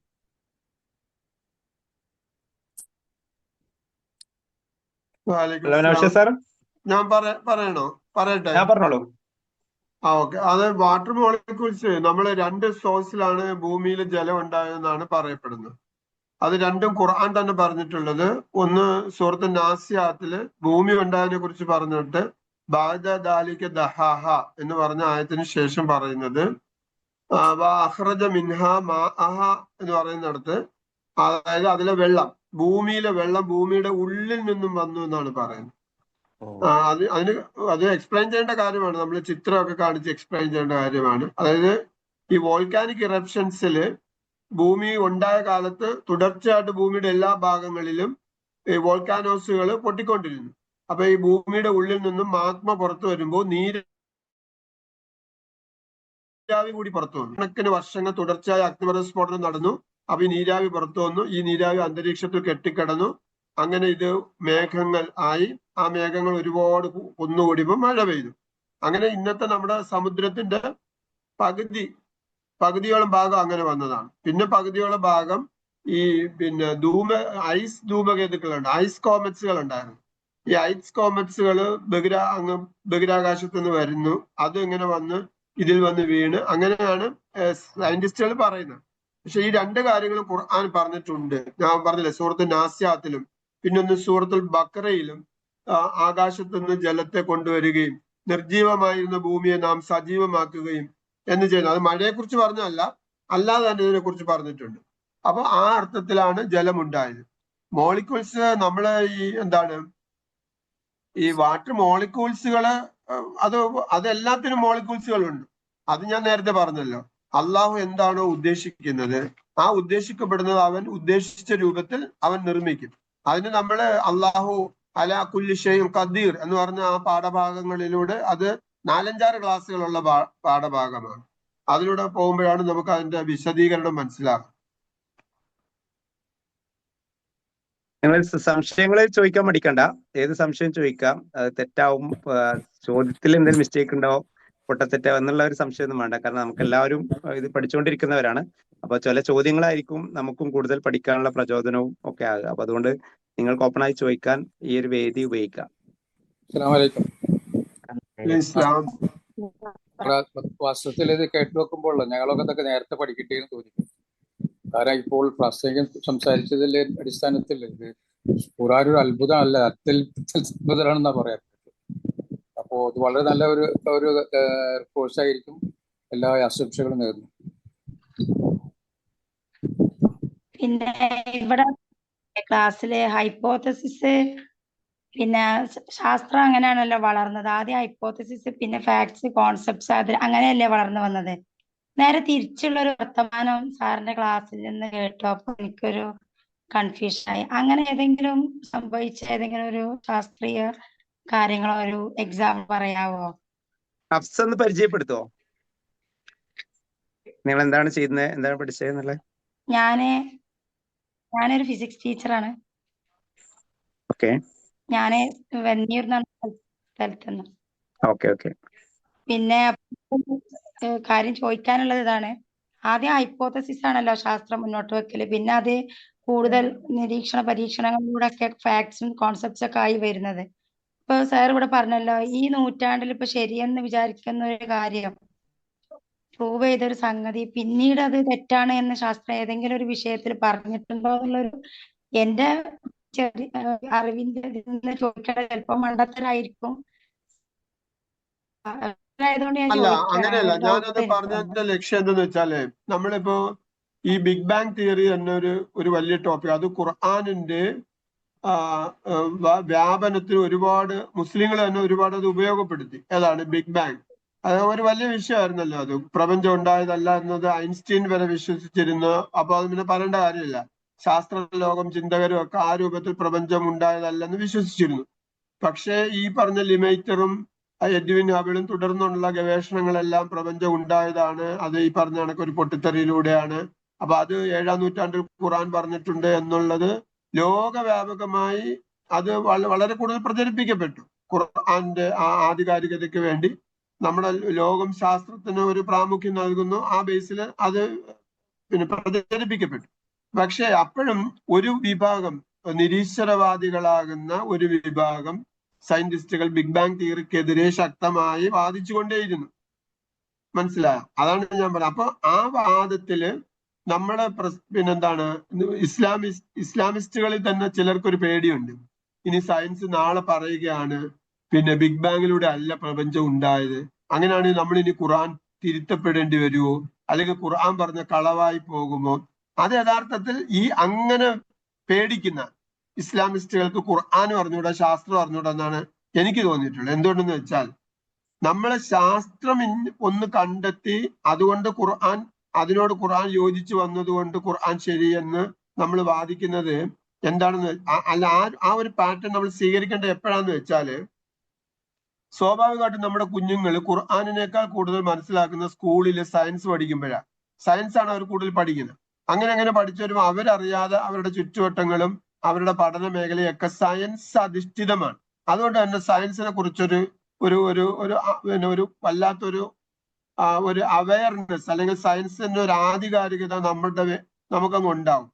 അങ്ങനെ ഉണ്ടായി വരുമ്പോൾ സ്വാഭാവികമായിട്ട് ഖുർആന്റെ ആയത്തുകൾ സയൻസിനോട് യോജിച്ച് പറയുമ്പോൾ ഖുർആനിന്റെ ഒരു ആധികാരികതയ്ക്ക് അവരുടെ മനസ്സിൽ ഒരു തെളിവാകും എന്ന അർത്ഥത്തിലാണ്. പക്ഷെ അത് പഠിച്ചു വരുമ്പോൾ നമ്മൾ ഒരുപാട് സയൻസും ഒരുപാട് ഖുർആനും പഠിച്ചു വരുമ്പോൾ ഞാൻ ഈ പറഞ്ഞ മാതിരി പിന്നെ ഖുർആൻ ഏതെങ്കിലും ഒന്ന് അംഗീകരിച്ചിട്ടുണ്ടെങ്കിൽ അത് മാത്രമേ സയൻസിലെ തെളിവായിട്ട് എടുക്കാൻ പറ്റൂ. നാളെ ഇനി സയൻസ് കണ്ടുപിടിക്കാൻ പോകുന്ന എന്താണ് അന്യഗ്രഹ ജീവികൾ അല്ലെങ്കിൽ പ്രപഞ്ചത്തിലെ ഇതര ജീവജാലങ്ങൾ, ഏലിയൻസ്, അത് ഇപ്പോഴേ നമ്മൾ അങ്ങനെ ഉണ്ട് എന്ന് തന്നെ വിശ്വസിക്കണം. അതിന്റെ ബേസാണ് ഖുർആൻ എന്ന് പറഞ്ഞു.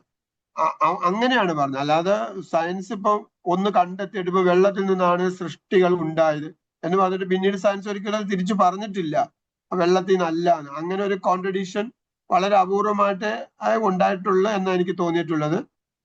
ഞാനത് ഒരു അഡ്വാൻസ് ഇങ്ങനെ ഒരു തോട്ട് പല പിന്നെ ഇസ്ലാമിക പ്രവർത്തകരുടെ ഇടയിലും ഉണ്ട്. എങ്ങനെയാ, സയൻസ് ഇങ്ങനെ പറഞ്ഞതുകൊണ്ട് ഖുർആൻ അങ്ങനെ പറഞ്ഞിട്ടുണ്ട് എന്ന് പറയണ്ട. കാര്യം സയൻസ് മാറ്റി പറഞ്ഞാൽ അപ്പൊ നമ്മൾ ഖുർആൻ കൊണ്ട് എന്ത് ചെയ്യും എന്ന് ചോദിച്ചു വരാം. അപ്പൊ അതുകൊണ്ടാണ് ഞാൻ അത് പറഞ്ഞത്. അങ്ങനെ നമ്മൾ ചിന്തിക്കേണ്ട കാര്യമില്ല. ഇപ്പൊ സയൻസ് ഇപ്പൊ ബിഗ് ബാങ് പറഞ്ഞു, ഇനി നാളെ ബിഗ് ബാങ് അല്ല എന്ന് പറഞ്ഞാൽ അത് ശരിയല്ല. അങ്ങനെ അല്ലെന്ന് പറയുന്നത് ശരിയല്ല. ബിഗ് ബാങ് തന്നെയാണ് ശരി.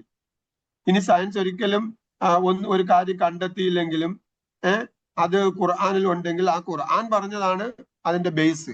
പക്ഷെ നമ്മൾ ആ ഒരു ദർജയിലേക്ക് നമ്മുടെ അറിവ് വരണമെങ്കിൽ എന്ത് വേണം? ഞാൻ നേരത്തെ പറഞ്ഞ കണക്ക് നമ്മുടെ കുട്ടികൾ സയൻസ് പഠിച്ചു വന്നവരാ. അവർക്ക് അവരുടെ മനസ്സിൽ സ്വാഭാവികമായിട്ടുള്ള ഓതന്റിസിറ്റി സയൻസിനോടാണ്. അപ്പൊ സയൻസിനോട് സിമിലർ ആക്കി വേണം അവരെ പഠിപ്പിച്ച് ബോധ്യപ്പെടുത്തി എടുക്കേണ്ടത്.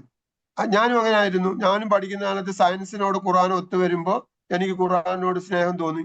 കാര്യം എന്റെ ബേസ് സയൻസ് ആയിരുന്നു. അങ്ങനെ സ്നേഹം തോന്നി പഠിച്ച് ഇപ്പൊ തിരിച്ചായെന്ന് പറഞ്ഞാൽ സയൻസിലുള്ള ഒരു സംഗതി ഞാൻ വിശ്വസിക്കണമെങ്കിൽ അതിന്റെ എന്തെങ്കിലും ഒരു സൂചന ഖുർആൻ പറഞ്ഞിരിക്കണം. അല്ലെങ്കിൽ ഖുർആനോട് സയൻസ് യോജിച്ചു വന്നാലേ ഞാൻ ഇപ്പൊ സയൻസ് വിശ്വസിക്കത്തുള്ളൂ. ഇപ്പൊ തന്നെ ഈ ഇതുണ്ടല്ലോ, പ്രമേഹവുമായി ബന്ധപ്പെട്ട് ഈ ഡോക്ടർമാരൊക്കെ പറയുന്നു. ഞാനിപ്പം വിശ്വസിക്കുന്നത് പ്രമേഹം വരാതിരിക്കാനും അല്ലെങ്കിൽ പ്രമേഹത്തെ നിയന്ത്രിക്കാൻ ഉള്ള ഏക മാർഗം അള്ളാഹുവിന്റെ റസൂല് പറഞ്ഞ ജീവിച്ചാൽ മതി. ഫുഡിന്റെ നിയന്ത്രണം, കഠിനമായി നമ്മള് ശരീരത്തിന്റെ അധ്വാനം, എല്ലാ കാര്യങ്ങളും ജോലി ചെയ്യുക, നമ്മുടെ വീട്ടുജോലി, അങ്ങനെ ഒരുപാട് ജോലികൾ നമ്മൾ ചെയ്യുക, നമ്മുടെ ഫുഡിന്റെ നിയന്ത്രണം, ഇതൊക്കെ തന്നെയാണ് ലോഞ്ചിറ്റിവിറ്റി കൂടിയ രാജ്യങ്ങളുണ്ടല്ലോ, അതായത് ദീർഘായുസ് കൂടിയ രാജ്യങ്ങൾ. ആ രാജ്യങ്ങളുടെ പ്രവണതയെ കുറിച്ച് പഠിച്ചാൽ അത് പ്രവാചകൻ സല്ലല്ലാഹു അലൈഹി വസല്ലമയുടെ മെത്തേഡാണ് അവർ സ്വീകരിച്ചിരിക്കുന്നത്. അവർ അറിഞ്ഞുകൊണ്ട് സ്വീകരിക്കുന്നതല്ല, അവർ സ്വാഭാവികമായിട്ട് സയന്റിഫിക്കലി സ്വീകരിച്ചതാണ്. അപ്പൊ ആ രൂപത്തിൽ സ്വീകരിച്ചാൽ മതി. അപ്പൊ നമ്മൾ കൂടുതൽ പഠിച്ചു വരുമ്പോൾ സ്വാഭാവികമായിട്ടും നമുക്ക് ഒരു ഇത് കിട്ടും, ഒരു ഓതന്റിസിറ്റി കിട്ടും. നബിയുടെ പ്രവൃത്തി അങ്ങ് ചെയ്താൽ മതി, അല്ലെങ്കിൽ ഖുർആൻ നമ്മളോട് എന്താണോ കൽപ്പിച്ചത് അതങ്ങ് ചെയ്താൽ മതി എന്നുള്ളത്. ഓക്കെ, ക്ലിയർ ആയിട്ട് ഉണ്ടാവും വിചാരിക്കുന്നു. അതിൽ ഒരു പോയിന്റ് ആയിട്ട് ആഡ് ചെയ്യാനുള്ളത് എന്താ വെച്ച് കഴിഞ്ഞാല്, ശാസ്ത്രം എന്ത് ചെയ്യുന്ന വെച്ചാൽ ഓരോ തവണയും പിന്നെ നിങ്ങൾ പറഞ്ഞ പാറ്റേൺ ഒക്കെ സ്വീകരിച്ചിട്ടാണ് അതിന്റെ ഹൈപ്പോത്തിസിസും അതിന്റെ എല്ലാ പാറ്റേണും സ്വീകരിച്ചുകൊണ്ടാണ് ഒരു സംഭവം സ്ഥിരീകരിക്കുന്നതെങ്കിലും പിന്നീട് വരുന്ന തെളിവുകൾ, പിന്നീട് തുടർന്ന് ലഭിക്കുന്ന കൂടുതൽ തെളിവുകളെ വെച്ചുകൊണ്ട് വീണ്ടും എന്ത് ചെയ്യും, ആ തിയറി മാറ്റി വരാറുണ്ട്. ഇപ്പൊ പ്രകാശത്തെ കുറിച്ചുള്ള കാഴ്ചപ്പാടുകൾ, പിന്നെ അതുപോലെ തന്നെ വ്യത്യസ്ത രീതിയിൽ ഭൂമിയുടെ പ്രപഞ്ചത്തിന്റെ കേന്ദ്രമെന്ന മുമ്പ് വിശ്വസിച്ച് ഭൂമിയാണ് പ്രപഞ്ചത്തിന്റെ കേന്ദ്രം എന്ന് പറയുന്ന കൺസെപ്റ്റുകൾ, ഇങ്ങനെ തുടങ്ങുന്ന അതാത് കാലത്ത് ശാസ്ത്രമായിരുന്നു അത്. പിന്നീട് അത് എന്ത് ചെയ്തിരിക്കുന്നത്, പിന്നീട് വരുന്ന തെളിവുകൾക്ക് അടിസ്ഥാനത്തിൽ അത് മാറ്റപ്പെട്ട് തന്നെയാണ് വന്നത്. അപ്പൊ ശാസ്ത്രം എന്ന് പറയുന്നത് അവസാന വാക്കല്ല എന്നാണ് ശാസ്ത്രം തന്നെ പറയുന്നത്. പക്ഷേ വേദഗ്രന്ഥം അത് അവസാന വാക്ക് തന്നെയാണ്. അതോടൊപ്പം നമ്മൾ മനസ്സിലാക്കേണ്ട ഒരു കാര്യം എന്താ വെച്ച് കഴിഞ്ഞാൽ, സയൻസ് എന്ന് പറയുന്നത് മനുഷ്യന്റെ പഞ്ചേന്ദ്രിയങ്ങളും ആ പഞ്ചേന്ദ്രിയങ്ങൾ കൊണ്ട് മനസ്സിലാക്കിയ കാര്യങ്ങൾ മനുഷ്യന്റെ പരിമിതമായ ബുദ്ധിയിലും പരീക്ഷണത്തിൽ തെളിയിച്ച കാര്യങ്ങൾ മാത്രമാണ് സയൻസ് എന്ന് പറയുന്നത്. പക്ഷേ അതിനുകൊണ്ട് തന്നെ അത് പരിമിതപ്പെട്ടു പോകാനുള്ള സാധ്യതകളുണ്ട്, അല്ലെങ്കിൽ അതിന് ധാരാളം ലിമിറ്റേഷൻ ഉണ്ടാവാം. അതേ സമയത്ത് ദൈവിക വചനങ്ങൾക്ക് അത്തരത്തിലുള്ള പരിമിതികൾ ഇല്ല എന്നുള്ളതാണ് അത് തമ്മിലുള്ള വ്യത്യാസം. Okay, thank you sir. അതിൽ ടീച്ചർ പറഞ്ഞതിനോട് ആഡ് ചെയ്യണമെന്നുള്ള തോന്നിയ ഒരു വിഷയം എന്ന് പറയാന്ന് വെച്ചാൽ, ഒരു ഹൈപ്പോത്തിസിസ് ഉണ്ടാക്കിയതിന് ശേഷം, ഹൈപ്പോത്തിസിസ് പ്രസന്റ് ചെയ്തതിന് ശേഷം അതിന് സപ്പോർട്ടീവ് ആയിട്ടുള്ള മാക്സിമം എവിഡൻസ് കളക്ട് ചെയ്തിട്ടാണ് അത് തിയറി ആകുന്നത്. പിന്നെ ഫ്യൂച്ചറിൽ അതിന് എഗെയിൻസ്റ്റ് ആയിട്ടുള്ള അല്ലെങ്കിൽ അതിന് ഡീവിയേഷൻസ് വരുന്ന എവിഡൻസസ് കിട്ടുമ്പോൾ ആ തിയറിനെ മോഡിഫൈ ചെയ്യും. അങ്ങനെയാണ് ഈ റിലേറ്റിവിറ്റി തിയറി ഒക്കെ ഉണ്ടാകുന്നത്. ഈ പറഞ്ഞ പോലെ ജിയോസെൻട്രിക് എന്നുള്ളത് മാറിയിട്ട് നമുക്ക് കൂടുതൽ ഇതുള്ള ടെലിസ്കോപ്പ് ഒക്കെ വന്നതിന് ശേഷം, കൂടുതൽ എവിഡൻസ് കിട്ടിയതിന് ശേഷം അത് മാറുകയാണ് ചെയ്യുന്നത്. അങ്ങനെ ഓരോ എവിഡൻസ് കളക്ട് ചെയ്യുന്നതിനനുസരിച്ചിട്ട് തിയറികൾ മാറും, പക്ഷെ ഫാക്ടുകൾ ചിലപ്പോൾ മാറിക്കൊള്ളുന്നില്ല. ഓക്കെ, അപ്പൊ നമുക്ക് ഇന്നാല് സെഷൻ വൈൻഡപ്പ് ചെയ്യാൻ തോന്നുന്നു.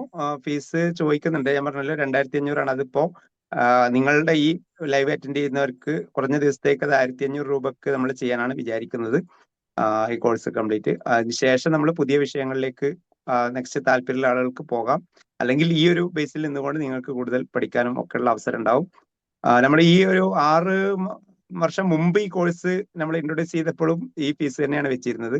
അന്ന് 2000-2500 വരെ വെച്ചിരുന്നു. അത് കുറക്കാണ് ചെയ്തിട്ടുള്ളത്. സത്യത്തിൽ കൂടുതൽ ആളുകളിലേക്ക് എത്തിക്കുക എന്നുള്ളതാണ് ഉദ്ദേശം.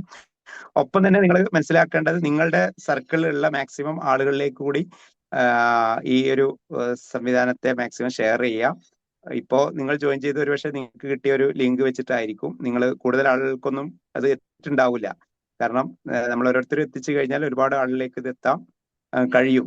അപ്പൊ അതുകൊണ്ട് തന്നെ നിങ്ങൾ നിങ്ങളുടെ മാക്സിമം ആളുകളിലേക്ക്, ഓരോരുത്തർ 10 ആളുകളിലേക്കെങ്കിലും ഇത് എത്തിച്ചു കഴിഞ്ഞാൽ അതിന്റെ ഒരു ബെനിഫിറ്റ് നമുക്ക് തന്നെ ആയിരിക്കും. തീർച്ചയായും അള്ളാഹു നമ്മെല്ലാവരെയും അനുഗ്രഹിക്കുമാറാകട്ടെ. സെഷൻ ഇവിടെ വൈൻഡപ്പ് ചെയ്യാണ്. ഇന്ന് നമുക്ക് വളരെ ഡീറ്റെയിൽഡ് ആയിട്ട് തന്നെ ഈ സെഷൻ കൈകാര്യം ചെയ്തെന്ന് നൗഷർ സാറിനും ഈ ഒരു പ്രോഗ്രാമിൽ ചോദ്യോത്തരം കൊണ്ടും അതോടൊപ്പം തന്നെ പൂർണ്ണമായ ശ്രദ്ധ കൊണ്ടും തുടക്കം മുതൽ അവസാനം വരെ ഇതിൽ പാർട്ടിസിപ്പൻസ് ഫുള്ള് ഒരാൾ പോലും കൊഴിഞ്ഞു പോകാതെ ഉണ്ടായിരുന്നു എന്നുള്ളതും വളരെ സന്തോഷം നൽകിയ ഒരു കാര്യമായിരുന്നു. ആ ഒരു അസ്ലം പറഞ്ഞതുപോലെ സമയം ഇത്രയായിട്ട് പോലും ഉറക്കത്തിലേക്ക് പോകുന്ന ആളുകൾ അവരുടെ സമയം കഴിഞ്ഞിട്ട് പോലും ഈ ഒരു സെഷനിൽ തുടക്കം മുതൽ അവസാനം വരെ സജീവമായിട്ട് നിന്നു എന്നുള്ളത് തന്നെ ഈ വിഷയത്തിന്റെ ഒരു പ്രാധാന്യം നമ്മൾ എത്രത്തോളം ഗൗരവത്തിൽ എടുക്കുന്നു എന്നതിന്റെ തെളിവ് കൂടിയാണ്. അർത്ഥത്തിൽ മുന്നോട്ട് പോകാൻ നമുക്ക് എല്ലാവർക്കും കഴിയട്ടെ എന്ന് ആശംസിക്കുന്നു, പ്രാർത്ഥിക്കുന്നു. അസ്സലാമു അലൈക്കും വറഹ്മത്തുള്ളാഹി വബറകാതുഹു.